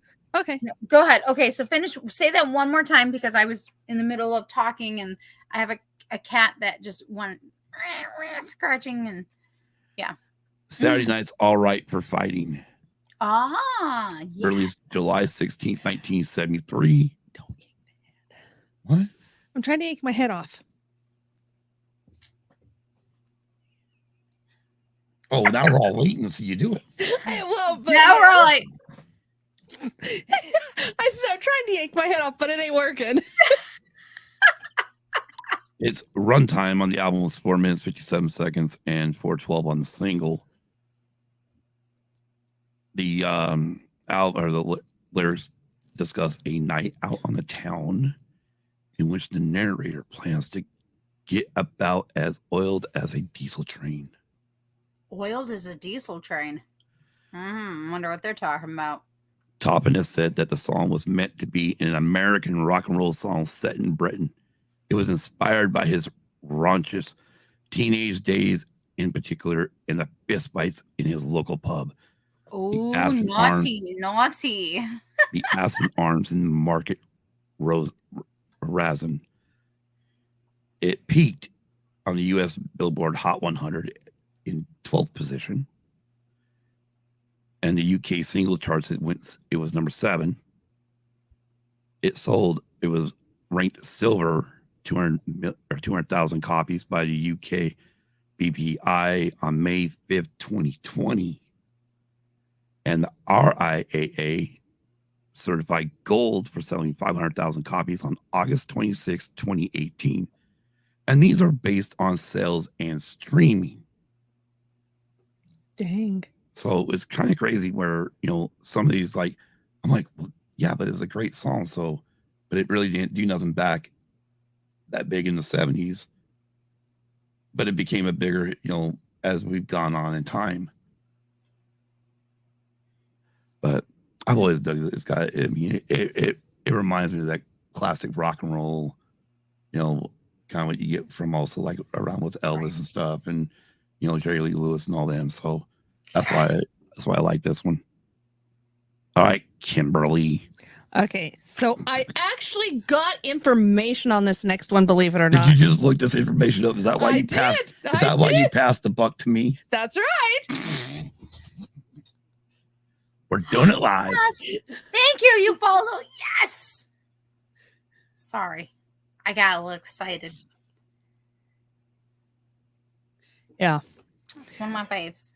Yeah. All right. So mine is your song, which was also written by Elton and Bernie, and it was actually John's first in an international top 10 chart single. It was released in October of 1970, but recorded in January of 70. It was originally done by Three Dog Night, an American rock band, in March of 70, and as an album track on It Ain't Easy. Then in the United States, it was actually the B-sided song to Take Me to the Pilot. And since it has in 1998, it's been inducted into the Germany Hall of Fame, and it has been placed 136 on the Rolling Stones list of the 500 greatest songs of all time. It's also considered by the Rock and Roll Hall of Fame as 500 songs that shaped rock and roll. And then it has been covered by various different artists such as Rod Stewart, Lady Gaga, Ellie Goulding, and then the song was covered by Whoa! Come on. The song was covered by Ewan McGregor. Well, we know what Kim's going to be looking up after the show. Yeah. I've got the high ground, Anakin. And Ewan McGregor in the 2000s. Oh, probably in Moulin Rouge, right? Yeah, in Moulin Rouge. Yeah. I'm awesome. I remembered. Okay, good. And by Taron Egerton in the 2019 film Rocket Man. And then in 2018, the song was certified 2 times platinum by the RIAA. I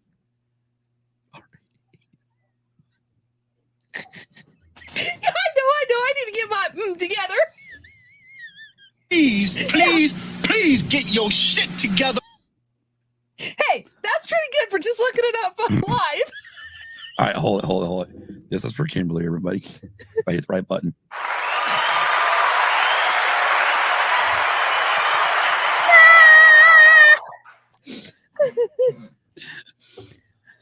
Oh, Lord. What you got next, Nicole? Well, what I have next is actually the A-side track from Snow Queen. Okay, so I'm actually going to be talking about a particular 1976 duet with Kiki D. It is called Don't Go Breaking My Heart. Don't go breaking my heart. It's just one of those very mellow but good feeling, easy to memorize pretty much. Just so, I don't know, there's something about it. It's so carefree. And I love the words. But fun fact, because I love this fun fact, that we talked about Muppets a little bit earlier, but he actually was on the Muppets and sang this song also with Miss Piggy. Right on. It was also later done with him and RuPaul too, but I really do like the original one with Kiki D. It is just one of those, I don't know, there's something relaxing, again, comforting about it. It's not like a big, like, get up and dance type, but it's one that you can put on your record player and be doing something and be singing along with it. You know, you can do like a nice little slow, sway to it. And it's because the words are so, well, some people might think maybe it's so innocent, but they are so what I would want to be true. Don't go breaking my heart. You know what I mean? How many of us have been in this type of relationships and we're like, don't go breaking my heart now. It's like, you might as well just play Elton John and Kiki instead, because maybe they'll listen. But it's just so carefree and just lovely, and just, there's other songs that I like to rock out to, but this is just a nice sway back and forth type of song. Just put on your car while you're in the fall drive, and put on with the one you love, and don't you go breaking my heart now. You hear me? Kim, you can play that later for Scott. Don't you dare, because I know Scott would never. He's a good guy. I just have to. Yes, he is a good guy. Don't you react that now, way. Don't make me come down there. Wait a minute. Oh, wait, wrong button. That's the one I meant. See? We talked about this. I'm telling you, one of these days we're going to have like a prize package for somebody with like, how many times does Nicole sing? or how many songs does she sing? You never know. It's up there. And all it needs is a lyric. One word. A word can make me sing. The right word. It can. As I drowned myself with my water. No drowning. Let the bodies hit the floor. Let the bodies hit the floor. I'm rubbing off on Scott. I'm sorry. You say drowning. I think a minute, boom, drowning. I'm like, yeah, the bodies hit the floor. Yeah. Sorry. No. Anyways, moving on with Elton John. Continuing this on because I know some people want to be up early for Mandalorian. The Mandalorian. Myself included. Or you can stay here with us and we can just take it right to when it releases. Yeah, I have to work tomorrow, so that. Oh, never mind. Never idea. Alrighty, well, I'll go with this one next. I'm gonna bounce around because I know the last one was kind of the 70s. So I'm going to jump to 1984, May to be exact. This song was released. And it is Sad Songs Say So Much. Now, Yeah. after Crocodile Rock, I think this is actually the next, when I'm really starting to, 84 is about the time I'm really starting to pay attention to popular music or watching stuff like on TV. I mean, unfortunately, in our small town, like we've mentioned before, we never had MTV, so we didn't get a chance to see a lot of these music videos or whatnot. But I do remember seeing it either on USA or maybe even Night Tracks, which was Friday nights on WTV or on TBS. But and I always thought of this song as like, wow, you know, it was probably around about this time I think I had my first girlfriend. Oh, how sweet. And I want to honestly say, like a month before this was released, or maybe it was like maybe even June, maybe it was already released, or a month after it was released when I probably heard this song, and it ended. And I'm like, you're right, dude. Sad songs do say so much. Yeah. Yes. I'm telling you, he does. You could create like a small Spotify list. I'm not gonna say small because it really has a lot of songs. But I mean, in regards to just putting them on for that time in your life when you're just like, that's what you need to hear. Listen, Techie. Don't be going live when we're live. Well, I told you eventually he would be. I know he's doing Last of Us Part 2. Yes. Okay. So Yeah, that's the way he rolls. But real quick, this song was there was a cool feature here. The single sleeve, first of all, the video was directed by Russell Mulcahy and shot on the street in Rushcutters Bay, Sydney, featuring Elton John without his familiar trademark glasses in some scenes. The single sleeve also has Elton without his glasses on, which is kind of interesting. The song and the music video were both used in early 80s TV advertisement for Sasson designer jeans, altering the lyrics to Sasson Says So Much. Sad song says so much. This was on the US Billboard Hot 100. It topped out at number 5 and was number 7 in the UK. Just Sad song say so much. Anyways. okay. Moving on. Moving on up to the east. Okay. So we finally got a piece of the pie. I had to include that part. Yes. So I did. Back to Elton John. Yes. Kim, I will hush now. No, that's fine. So mine is Rocket Man, which is officially titled Rocket Man. I think it's going to be a long, long time. Again, it was written by Elton John and Bernie Taupin.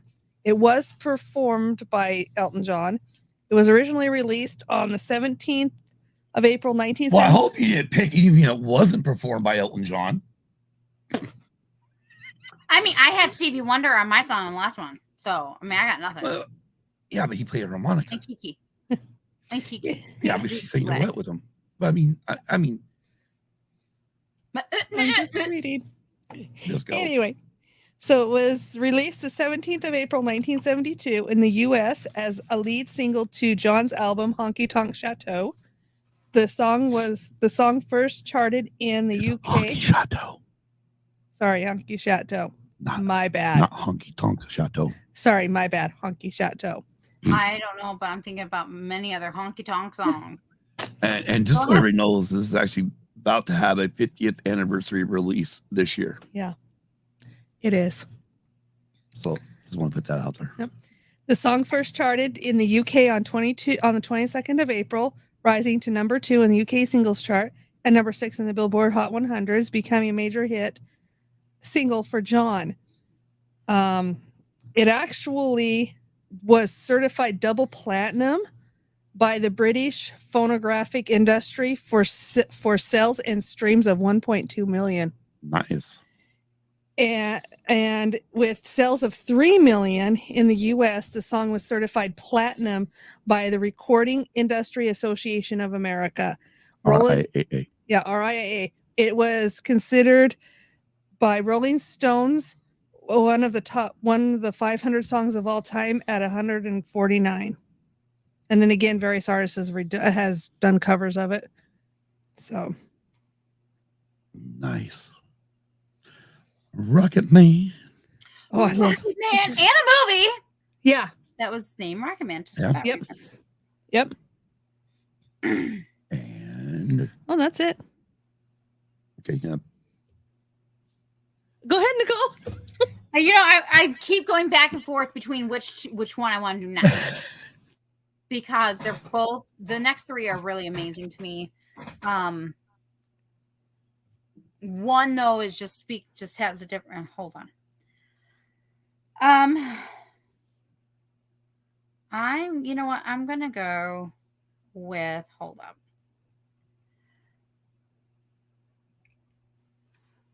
Give me a second. My brain had to have a moment just to catch up. Because I just did a quick switch in my brain. So again, I think we're all on the same page of something very special that's coming up on celebrating 50 years. And this particular song is on that album. And what's really special about this song that I'm about to talk about is that it is also was considered sci-fi to a degree. And I am talking about Benny and the Jets. And when I hear it, I go, Benny! Like, I really want to get in. I want to dance. I want to head nod. I'm just rocking out to Benny and the Jets. I love the song by Elton John. Every time again I hear it, I'm turning it up. I want to listen. I want to sing. I want to dance. And again, it's coming out. Technically, it came out in 70. Well, singles wise, it came out in 74, but technically, it was recorded in May 1973. It was released on February 4th, 1974. And again, it was very. They wanted to have a certain type of feel. No, this is also before 1977. You know what I mean? So this is even before Star Wars. And I just love that he picked up on, it's like, I wonder if he picked up on this change in time. You know, he knew that things were like this. I mean, Metropolis had already come out, but like Star Wars hasn't really happened. And right. But you also have, 2001 The Space Odyssey. Right. So those were out. I think that was out at the time. Probably Buck Rogers around the time too, or it was in production, but Star Trek. So, I mean, there was a lot of space stuff going on before Star Wars. Right. It did hit number 9 on the Billboard for Hot Rock and Alternative Songs of all time. It's actually at 267. I love the movie. It's a rom-com called 27 Dresses. And there's a scene where they're in the bar and they're karaokeing Benny and the Jets. And they're having a blast, just rocking out to Benny and I'm like, I want that to happen in my life. I want to be in a bar. I want to karaoke. I want to be singing Benny and the Jets and everybody being loud and, you know, just having a great time and just screaming and singing Benny and the Jets together. Because again, I think that moment, yes, you all know the bar scene.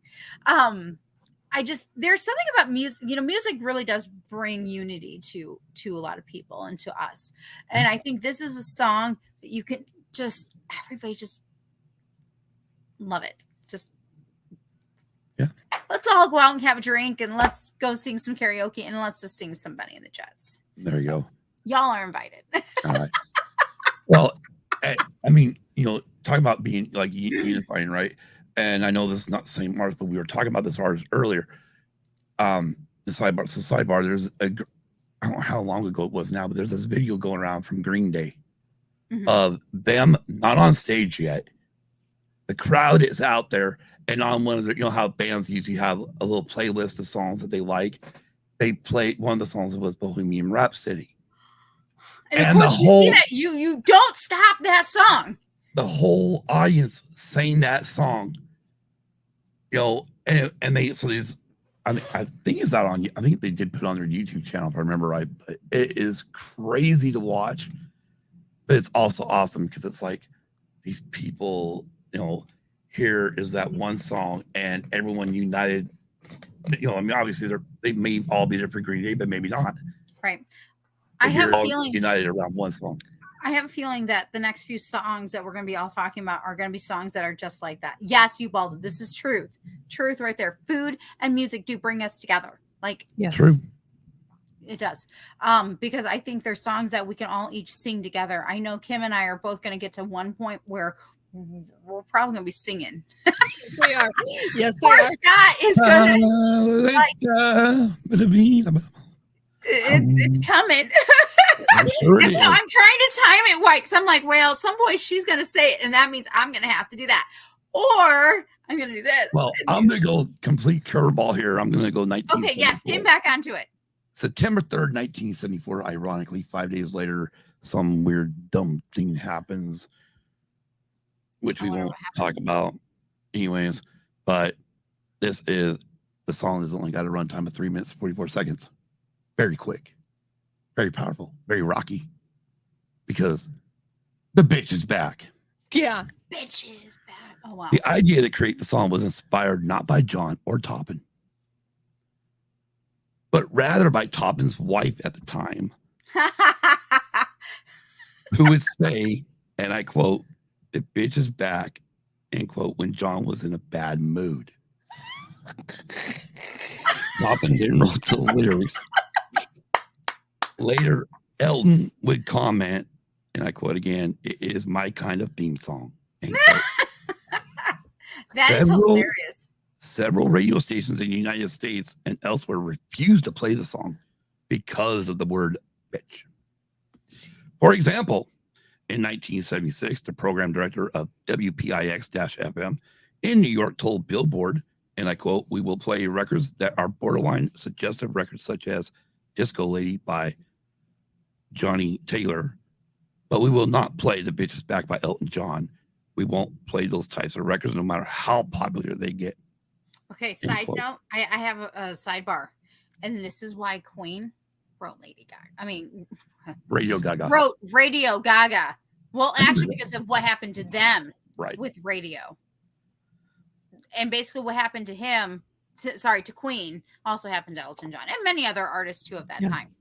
You know, and I get it. To some degree, we do need standards. I think almost to a degree we've almost polar opposite. Yeah, he does got a potty mouth, but you know, hopefully we won't get kicked off of YouTube anytime soon. We'll see. Well, this show's actually weaker than what we used to do. All of a sudden, the scale they're like, and if the Galatine show didn't get kicked off YouTube, there ain't no way in hell we're gonna get kicked. all right. So back to the. Anyways, Elton John responded to the controversy by quipping, and I quote, "Some radio stations in America are more puritanical than others," end quote. The song was fourth on the 1974 U.S. Billboard Top 100. It was certified gold by the RIAA on September 13th, 1995 for 500,000 copies sold. Again, Can we all just take a moment though, just to I'm like, it's fully setting in my brain that one, I didn't know about that fun fact that this is about his mood.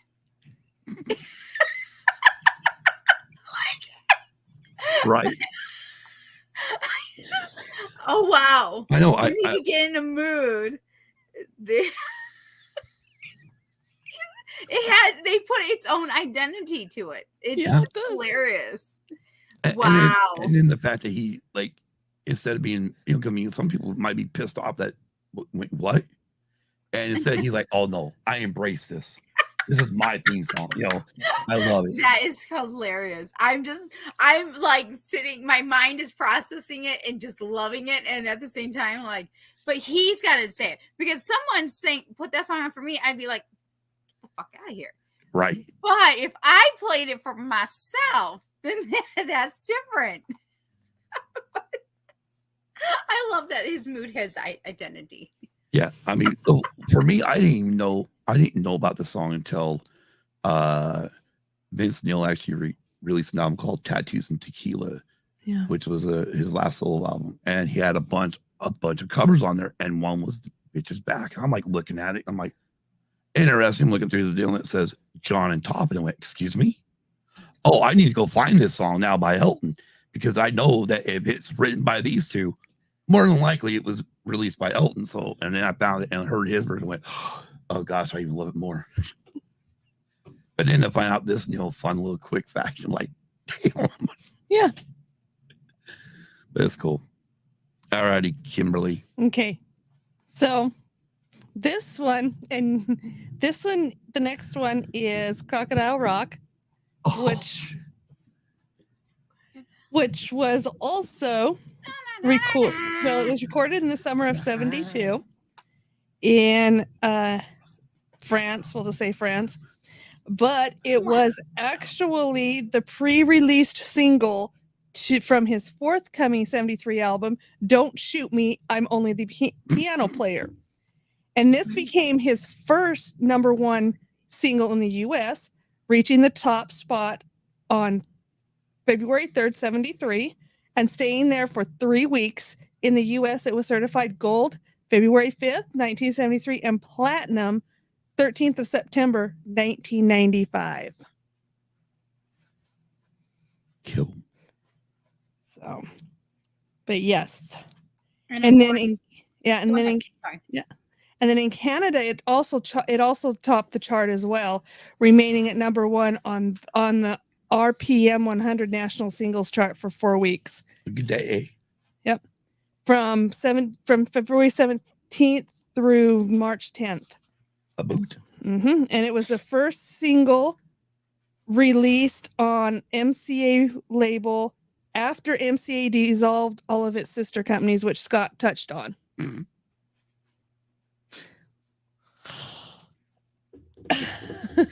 now Crocodile Rock was also performed on the Muppets. And of course, that's also the song that he sang on Soul Train, right? Soul Train. I think so. I mean, and kudos to him for his accomplishments and like being able to go across the board, Yeah. So I remember, I just love it. I know I talked about it earlier, but my sister, she was in like a little dance thingamajigger, and this was one of the songs they're dancing to. And I tried to steal the tape a couple of times that was recorded for her so I can get it recorded. And finally my sister gave it up for just one. I just said, hey, let me record just that one song. That's all I want. That's the only song I think she had done one on there. And I'll give it right back. I'm not going to keep it. And once I got it on my stereo and had it where I could listen to it, I wore that cassette tape out. It was just a recording cassette. And it was, just that one song. And I hit rewind, play it again, rewind. Mm-hmm. And I wore that tape out because I love that song. But yeah, Crocodile Rock. Yep, I do. That's a good song to dance to. Jim no longer has any more songs. They weren't really big on it, even if they weren't really big on it themselves. Yeah, exactly. Kim no longer has songs because she just threw a phone. Oh, she's got the other one memorized. Trust me. Oh yes, I do. The last one on my list. Yes. Yeah. Come here. Can I see you for a moment? What? Oh, hold on. Give me 1 second. Alfie's got something on her. She got onto a bag that she got on her neck, and I want to take it off of her. Sorry. No problem. Come here, sweetheart. Now come here. No, I mean, but yeah, Elton John, I mean, what a career. What a career. What a life. I mean, he's still, the fact that he's out there still kicking ass. Yeah, he's on his tour right now. Right. I mean, gosh, I would love to go see him live. Come here. Oh my gosh, me too. Let's go to Ireland. Yep. Let's go to Ireland. Okay. So I was hoping to also then show Miss Alfie, or also Elphaba, because this kind of goes along with what I'm about to talk about next.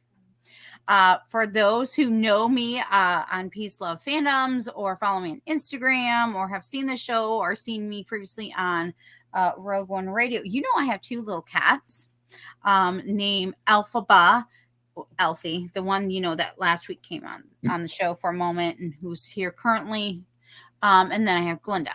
Why am I mentioning these two particular cats and names? Well, very particularly, Alphaba is short for, you know, in Wicked was done for Frank Album. And this next particular song, because I'm an Ozian, like I love the Wizard of Oz. So this naturally had to be on my list.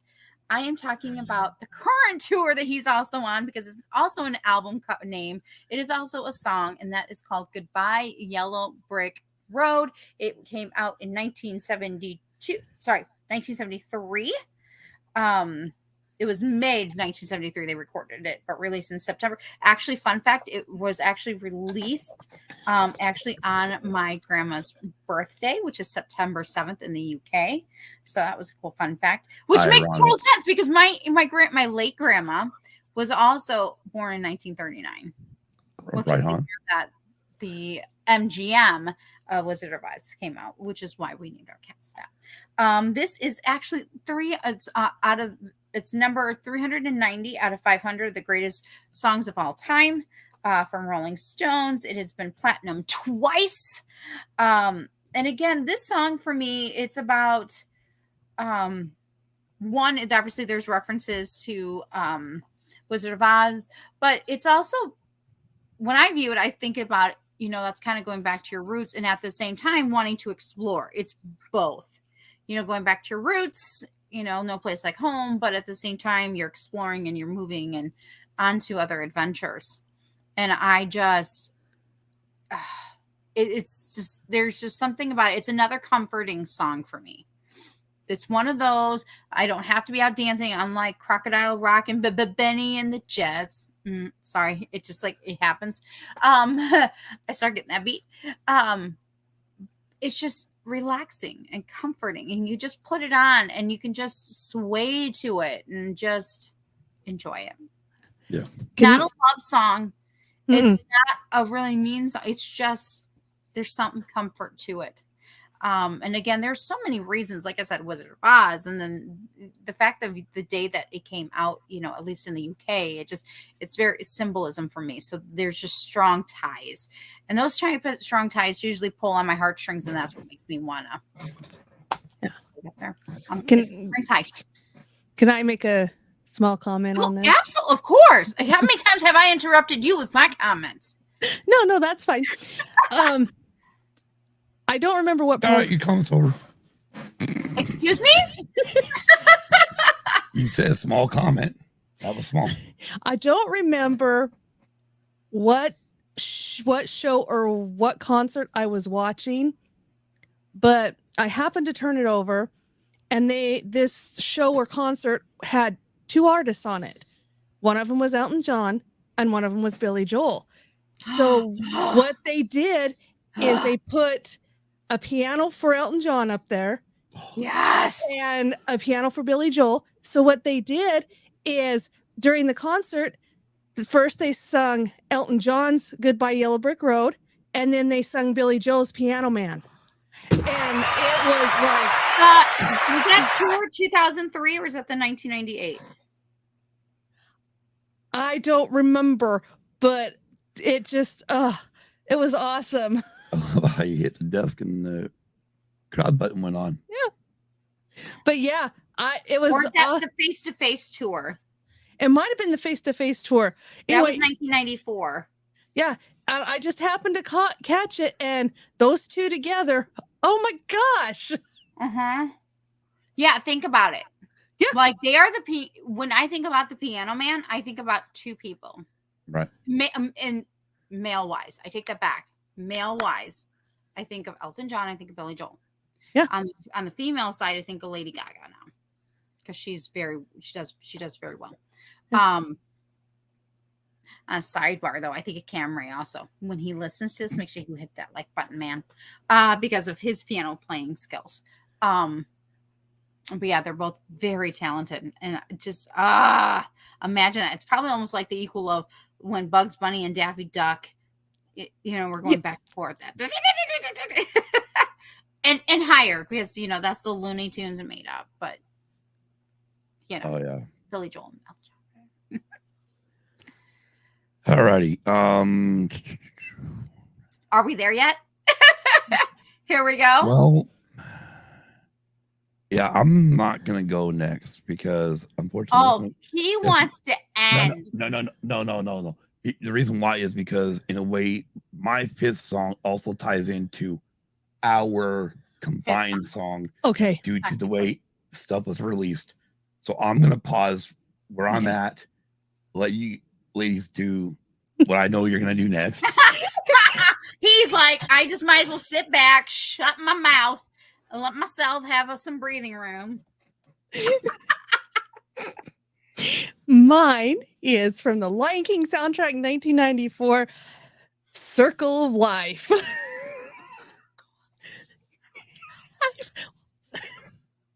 Yep, exactly. Oh, I know. I cannot do that. If I even try to go soprano, you guys are not gonna have any. Yeah, no. Yeah.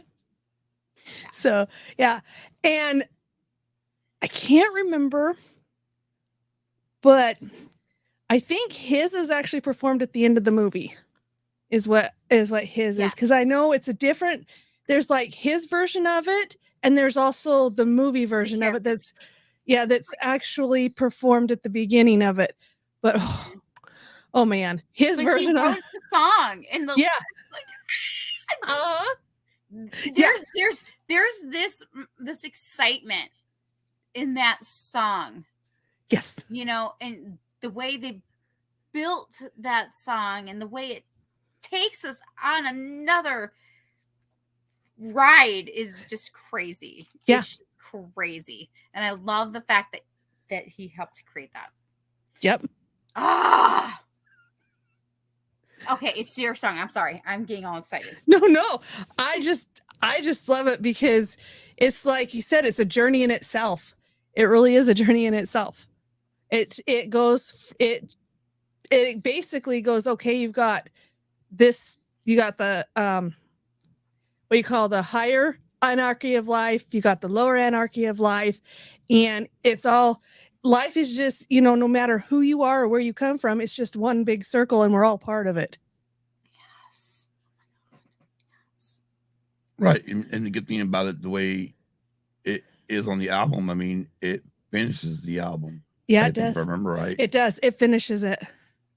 And, it begins with the cast and ends with Elton. Mm-hmm.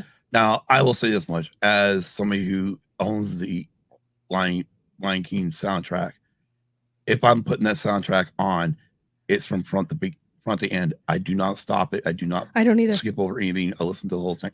I do. Yeah, I do too. I know. Kim and I, we can. Yes, go Isaac. Yes, Lion King is just, it's a story for everyone. It is. Agreed. Young and old. It's a heartwarming tale. Yep. I mean, and it's done by animals. And I love that, because I'm just like, this is Disney. And of course, now I would like to make a special well, no, you know what? No, I will save that side note, because that will be if we do a Lion King episode, which it sounds like we will next year, coming here. You heard it first here, folks. I will actually put out that side note then, because that'll be better timed. But Circle of Life was just so special because it's so true in our lives. There's a Carter family song, the circle is, let the circle not be unbroken, right? Because it's talking about that cycle. Don't let that circle be unbroken. Oh my gosh, that I know that was a total way over here type of comment, but it's true because that they both are about that Exactly. life and Mhm. continuation. Yeah. Why are you laughing? Why he's laughing? No, it's doomy eyes. Oh, we're getting there, okay? We're getting there, Bronco Fat. Hold and Isaac hold said- your I was gonna say horses, but I think in this case maybe hyenas. Hold your hyenas. And Isaac said that you can't watch it. It makes him too sad. And Ubaldo, me, long live Scar. Oh, I'm be- sorry. Be free. And hello, Joker. Hello, JV. Welcome to the chat. You're just in time because we're actually having fun right now. It's fun time, JV. And we're lucky Kim and I have not started on full Yeah. yet. Yes. Yeah, we're having fun time now. And then it's gonna get real serious. Yeah. It Then we're gonna poof. We're gonna bring unfortunately we're gonna do the one thing you don't want to do, and that's bring the show down. Yes. And we're gonna do that, unfortunately. Then we'll try to bring it back up somehow. Yeah. But anyway, yes. I'll have to get some Viagra. Have fun, Kim. Have a good time. There you go. Hyenas make water dance. All right. Anyways, are you done with your circle of life? I'm done with my circle of life. She can't talk now. Not after that comment. She's got to regroup by the time you get to where we know you're going. All right. So, I think it's been a little while. I wonder if Joker knows what you guys have known and everybody else knows in this chat.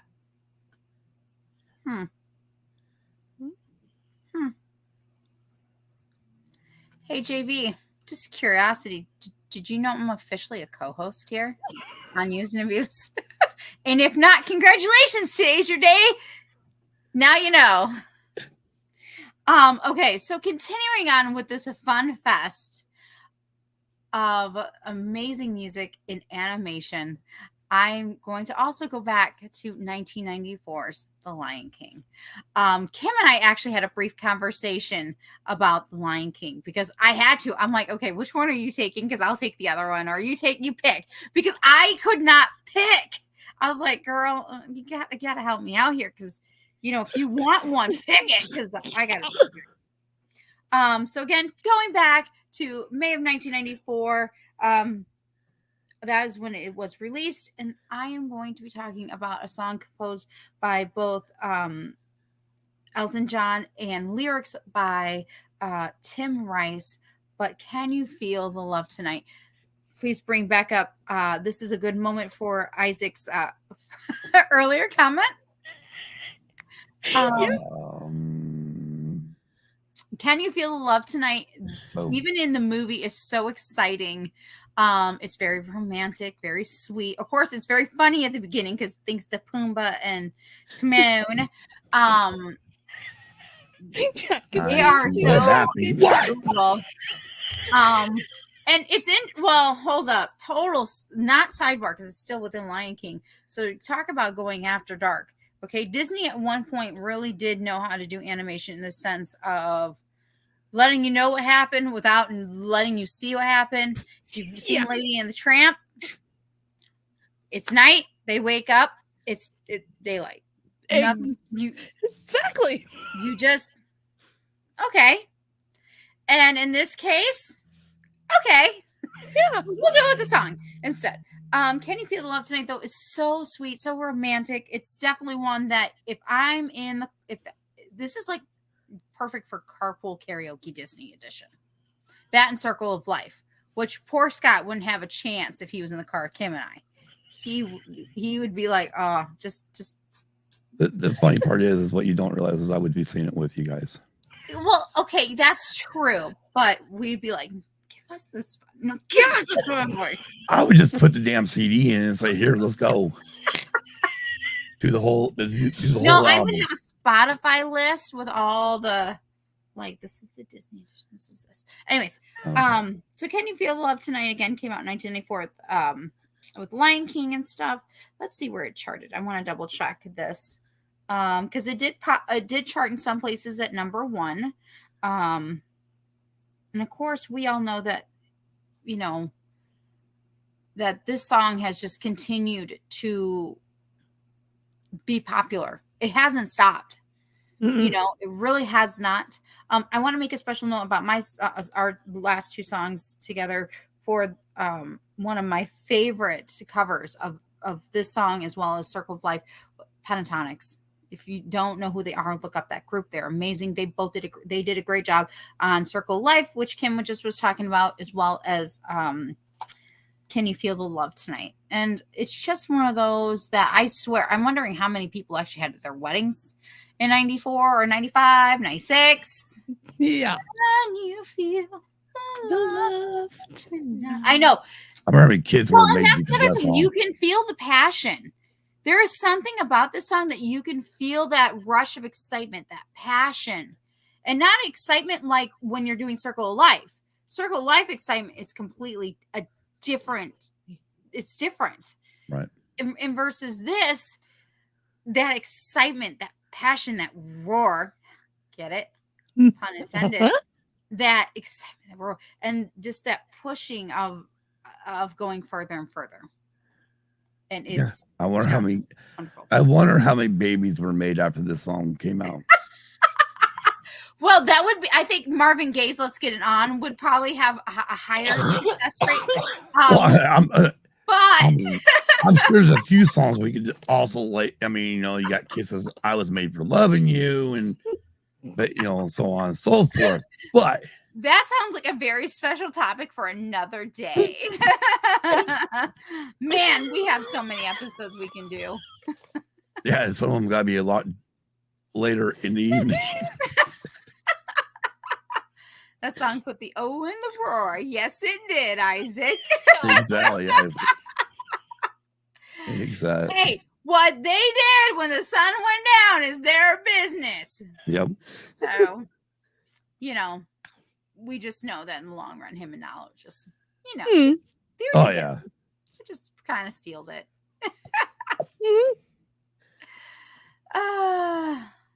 Oh Lord. Alrighty. So this is where it's going to get interesting because, like I said, these two kind of coincide with each other due to the fact of the way the songs were released. So my number 5, if we're done with the passion of the, is Something About the Way You Look Tonight. It was released on September 8th, 1997. The song is about the speaker who is memorized by their love interest, described how their love interest makes them feel and how the speaker cannot explain what they love about the other person, but knows it is something special in it. I can relate to this. I mean, because there's times where I do have I'm listening. I have a hard time to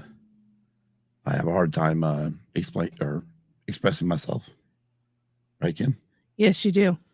And so this one definitely speaks to me. However, and the reason why I put it here, because I knew when we get to the final song we want to talk about tonight, it changes everything. Yes, it does. Changes everything around. And it was literally 5 days after the release of Something About the Way You Look Tonight. It changed and it became a double A side, as they would say, if you had the cassette single. Obviously, I had the CD, bought the CD. Real quick about Something the Way You Look Tonight. It spent 10 weeks at number 1 in late 97, which is kind of ironic, and into early 1998. But from there, I want to definitely talk about the double A side single as we get there.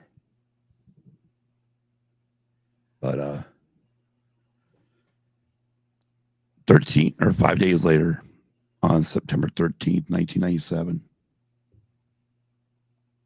we did have a second release, and this is actually the one I saw. And it's a basic cover. It says Elton John on it. Yeah. It has a white rose on it. And this is the one they're talking about being a double A side. This was just something about the way you look tonight, with also Candle in the Wind 97. Yeah. Which was a special song that he did in loving memory of Diana, Princess of Wales.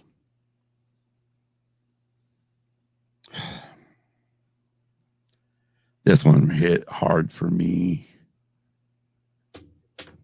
when she passed away. Yeah. When she got married to Charles, I had actually been roller skating, fell, chipped a tooth right to the nerve. I couldn't sleep. We had to get me to another a specialist dentist around Beaverton, Oregon, eventually. Yeah. But before that, I actually witnessed the marriage of Princess Diana and Prince Charles on live TV, living in Oregon. So it was like 1, 2 o'clock in the morning. Yeah.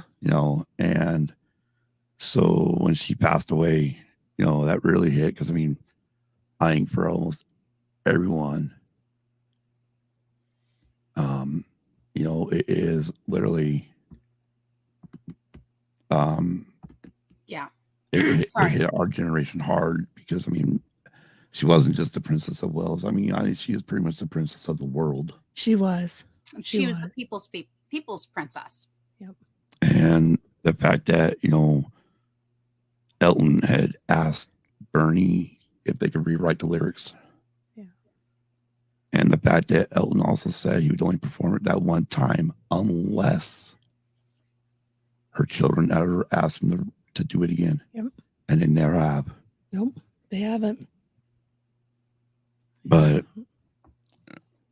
yeah, I'm having hard. Anyways, according to the RI, and I'm going to get into some figures here real quick, and then we can go on with and keep you talking about I got it. some comments too, but According to RIAA, the Recording Industry Association of America, which certifies sales, this double A side is the best-selling single of all time.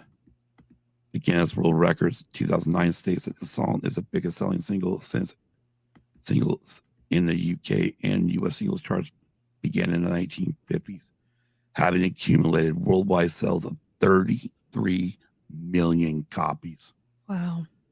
In the UK alone, the double A side single sold over 4.9 million copies, 8 times platinum for them, making the song the best-selling single in UK history. It remained for 5 weeks at #1 position.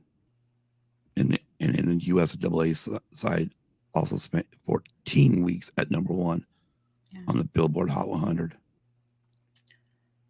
Best-selling single in Billboard history. The only single ever certified diamond in the U.S. The single sold over 11 million copies in the U.S. alone. Yeah. Yeah. It 33 million overall, but 11 million just in the U.S. alone. Yeah. It's crazy. Yeah. Sorry, I didn't get to originally comment on everything. You actually got to enjoy getting to talk without me interrupting. Okay, so I love Candle in the Wind, both versions. Yes. Because I think with the original version, one, it not only is it about Marilyn Monroe / Norma Jean Baker, but it can also be celebrated with other celebrities who passed away young, like Buddy Holly, or certain again younger people who they're just gone too soon. And I think that the song celebrates that. It's a sad way to celebrate, right? Yeah. But it's still honoring. Yeah, it is. I too can remember when I can remember where I was when I found out she had passed away. I can remember getting up very early. I even set my alarm clock. This is before. Never mind. We're not going to talk about that. What kind of alarm clock I set. But I remember setting my alarm clock for very early UK time and getting up so I could watch it. And I'm so glad I got up early. I can remember where my bedroom was in my parents' house. You know, I know exactly where it was located. I remember getting up early, watching it. I remember watching Elton John, and I just remember being so emotional, you know, and it's like the song that was almost, you know, it was heard around the world for the People's Princess, but this was also very, I'm wondering if it was very healing for him to a degree, because it was her favorite, Princess Diana's favorite song. And then he ended up being friends with her. And then he made the song for her, or rewrote it slightly for her, you know, English Rose. And it's just so special. I think it's special to each of us for various reasons. And it touches us, touches our hearts and to various degrees. And it's just, even today, if it just came on, I would start singing. Yeah. You know, and it's another one of those, it's a sad song, but it's a comforting sad song. You know, I can hear him singing it. In fact, the other thing I think about is, you know, when Beanie Baby created the Princess Diana Beanie Baby, you know, it's purple, but if you notice, she's got a white rose. Yeah. And that says a lot. I'm like, I wonder where we got that idea. So, yeah, very special song. I know me and a friend, you know, talking about staying up all. I mean, like I said, I mean, I did on the first part, and then for the funeral, I stayed up too, and we recorded it. And I think he actually fell asleep. But I watched the whole thing. I didn't care. I was staying up for the whole thing, and yeah, I mean, there wasn't a minute go by that I wasn't crying. I mean, and honestly, I think when it comes down to it, she was probably the first celebrity I've actually ever cried over. Yeah. You know, and I mean, even when Carrie Fisher passed away, that gutted me. It gutted me, but it didn't gut me. I mean, maybe it's because I didn't watch the funeral on TV either. You know, I'm sure that's probably part of it. I wasn't watching her funeral, but with Diana, it felt personal. It felt like it was a family member. You know, it felt like you lost somebody that you were close to, even though I'd never met her, but she was so much in. You know, everything she did was there front and center. Right. And we always heard about her, you know, and yeah, darn that paparazzi, because they did not help. Oh gosh, right. But yeah, I mean, and so for me, I didn't even, you know, I ironically, the solo single was released on my birthday in '97. I did have the single. I did have that. 5 days later, when this one came out, this is the one I bought. Yes. And I bought it because I knew when I saw Candle in the Wind '97, I'm like, he said he was not, you know, he'll never perform it again, and here it is. I'm wondering if they recorded it and just put it back on a CD. Yeah. And maybe it was from one of his practice rehearsals or something, and they put it on. I mean, I don't know if he performs it at concerts or not. Maybe he doesn't. Maybe No. As far as this version of the song, he does not perform it at any concerts. Unless the only way too personal. It's very personal. Only way he would is if her sons asked him to. And I'm wondering if it's a very healing song for him, or if it's just that tough and hard emotionally to sing, right? And to sing it without tearing up. Yeah. I mean, yeah. And honestly, you guys don't realize, and I'm going to kind of preface this with everybody, that's still watching or they're going to listen to this audio. We could have easily probably had a lot of the same songs, because a lot of the songs that each one of us came up with are songs we all like. But the one common denominator, we were all like, yes.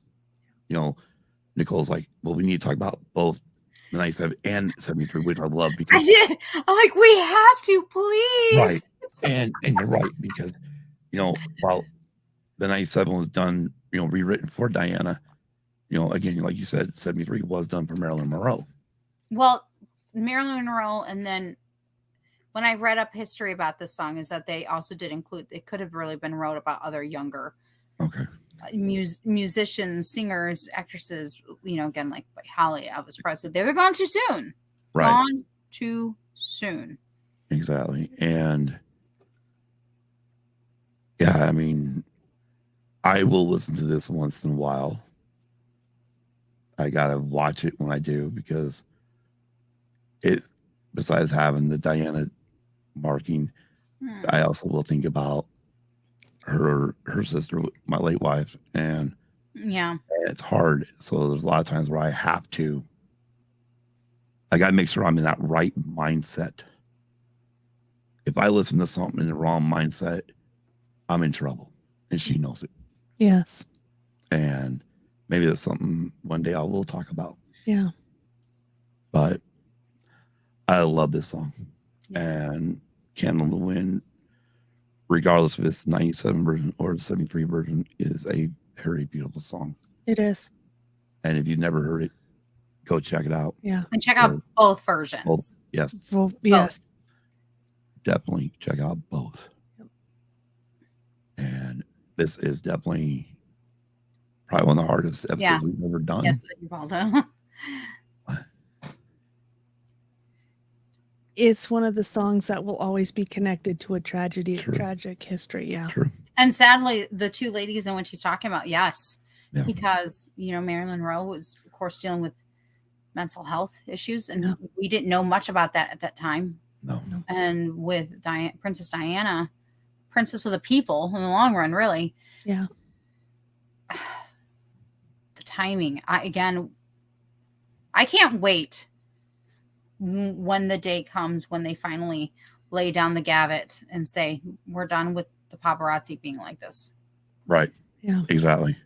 And I mean, I know that I think Diana's timing of her passing stemmed the beginning of that, but not enough. It was not enough. So I think this song, though, is connected to both in two different ways, Right. and both tragic. But it's a beautifully tragic song. Aha! There we go. It's a beautifully tragic song. Yes. It's right up there with Romeo and Juliet. It's beautiful, but it's tragic. Right. Yes. Beautifully tragic. Yep. And from that, we covered a lot. Yeah, we did. Woo! Thank you. If you're still here from the beginning, we appreciate you. Thank you for hanging out. We appreciate those who come in here and with love and respect for us and for each other. Right. And again, we continue to also embrace each other in music and food and have fun when you're coming here. And since we didn't really do it in the beginning of the show, I want to touch on something. What a night. Right. So if you guys go to T Public and get one of these cool, gimme. So this is ironic. I'm gonna Don't you think? Isn't ironic? Yeah, I really do think. On the other day, I washed this shirt of Kimberly's. Yeah. Which had a button on it. I didn't remove the button. She forgot to remove the button. I'm pulling this thing out to hang it on the line, and all of a sudden I see a button fall down. I went, excuse me? What's this? Oh, wow, they take a good old ticking or licking. They do. They take a licking and keep on ticking. They ain't got a clock, so they can't keep on ticking. So I just want to say, T Public, you do a hell of a job with your stuff. I know. I get if anybody's listening to this on Spotify or any other social media platform that we're on. Again, I'll be going to C2E2 at the end of the month in Chicago. So if you're there, hit me up because I will have some stickers. Hopefully I'll have some buttons by then. Hopefully I'll have more stickers. I want some to give out to people I meet and stuff. Isaac TMI. That's also what I was thinking, Isaac, but thank you for putting it out there. Yep. But as always, we want to thank all of our patrons. Yes. Kim, you know by heart. Dragon Buddy and Luna Girl, Don Delish Snooch Solsky, Nicholas Schaefer, Steve Long, Hannah, Brinley, Mikey, and Case. Wow, you forget the son-in-law. I said Mikey and Case. Well, you finally He got did Mikey. say that. I know. If you'd like to be a patron, go to patreon.com/usedabusedpod. The only tier we have is a $5 tier. And there's going to be, I mean, you get access to videos of me unboxing records. Eventually, Nicole's going to get her stuff up there too. Yeah. And which is ironic because I've been promising the Blue Bug record thing for like over a month now. But due to technical difficulties, the night we tried to record it, the microphones died on us. We haven't tried to record it since, but we will get to it. We promise. It'll be one of those ones that we do. And also I'm thinking about maybe doing a record a month or maybe a record every 2 months or an album where I talk about one specific album front to back and whatever. And we'll go from there. yes. And then Nicole's got some stuff planned she wants to do. I had planned and I just have to just do it. Plus, just a little FYI for most of you, we maybe do Mandalorian as a Patreon exclusive. Yep. Yes. Changing things up. But next week is me. Yes. Kim, you and I get to enjoy being in the chat. And by the way, we're bringing our wrenches next week, Kim and I. So don't make us use them, please. Exactly. And I'll be joined by DB. And we're going to talk about suicidal tendencies. However, I will know more on Thursday if this episode is going to go through. If it doesn't, I will try to throw something together quickly to have an episode next week. Oh, are you kidding me? How many easy ideas we have? Let me count the ways. Oh gosh, now I just really destroyed everything. What the hell am I doing here? I don't know. There, I was trying to get rid of stuff off the screen. So, And also that got this thing going. Yeah. well, hopefully you guys will get to have your boys' night. Yep. But he'll let me know by Thursday. I mean, I reached out. I'm bringing hammers. I reached out. Yes. Yeah. Isaac, I'm bringing the hammer. We're bringing hammers and we're bringing wrenches. Yes, we are. Yep.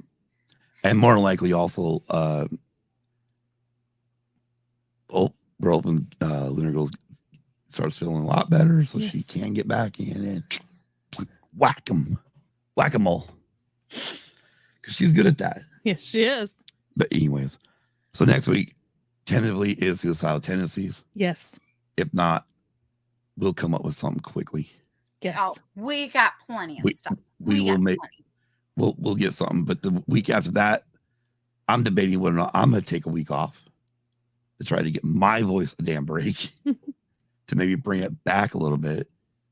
So I'm debating whether or not I'm going to let you girls just take over and let you have your NKOTB love affair. Yes. Oh, just we'll just bring Brady on. Yes. I thought Brady was more a Backstreet Boys fan. He likes all boy bands, but I think he likes boy bands. Brady, if you're listening, you want to join us? Then Scott's like, damn it, now I'm going to have to be in the background. Right. Just so I get Brady going the whole night going, well, you know, if I win the lottery, I'm going to take Scott to Backstreet Boys. Sounds like I'm hiding. Isaac, why are you hiding? Are you playing hide and go seek? Am I supposed to go tag your it?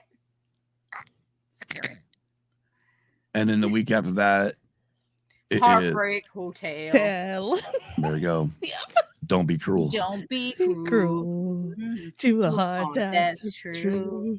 I don't want nobody's My love. love. And obviously, Maybe it's just you I'm thinking of. those of you who may have to be wrenched next week, maybe join a little Jailhouse Rock.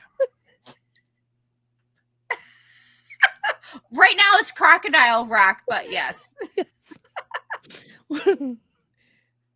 Oh, Isaac. No, you're good. You're good. I think you're good, good. bro. You're good. You're good. You're good. But until next week, we are using the views. I'm Scott. I'm Kim. I'm Nicole, and I like food and music and peace. Yeah. Have a great week. And a good weekend. They weren't expecting that. I threw them off the groove. Shall we try this again? Take two. Yes. We're doing a lot. That's Take Kim. two. I'm Nicole, and Peace. Peace.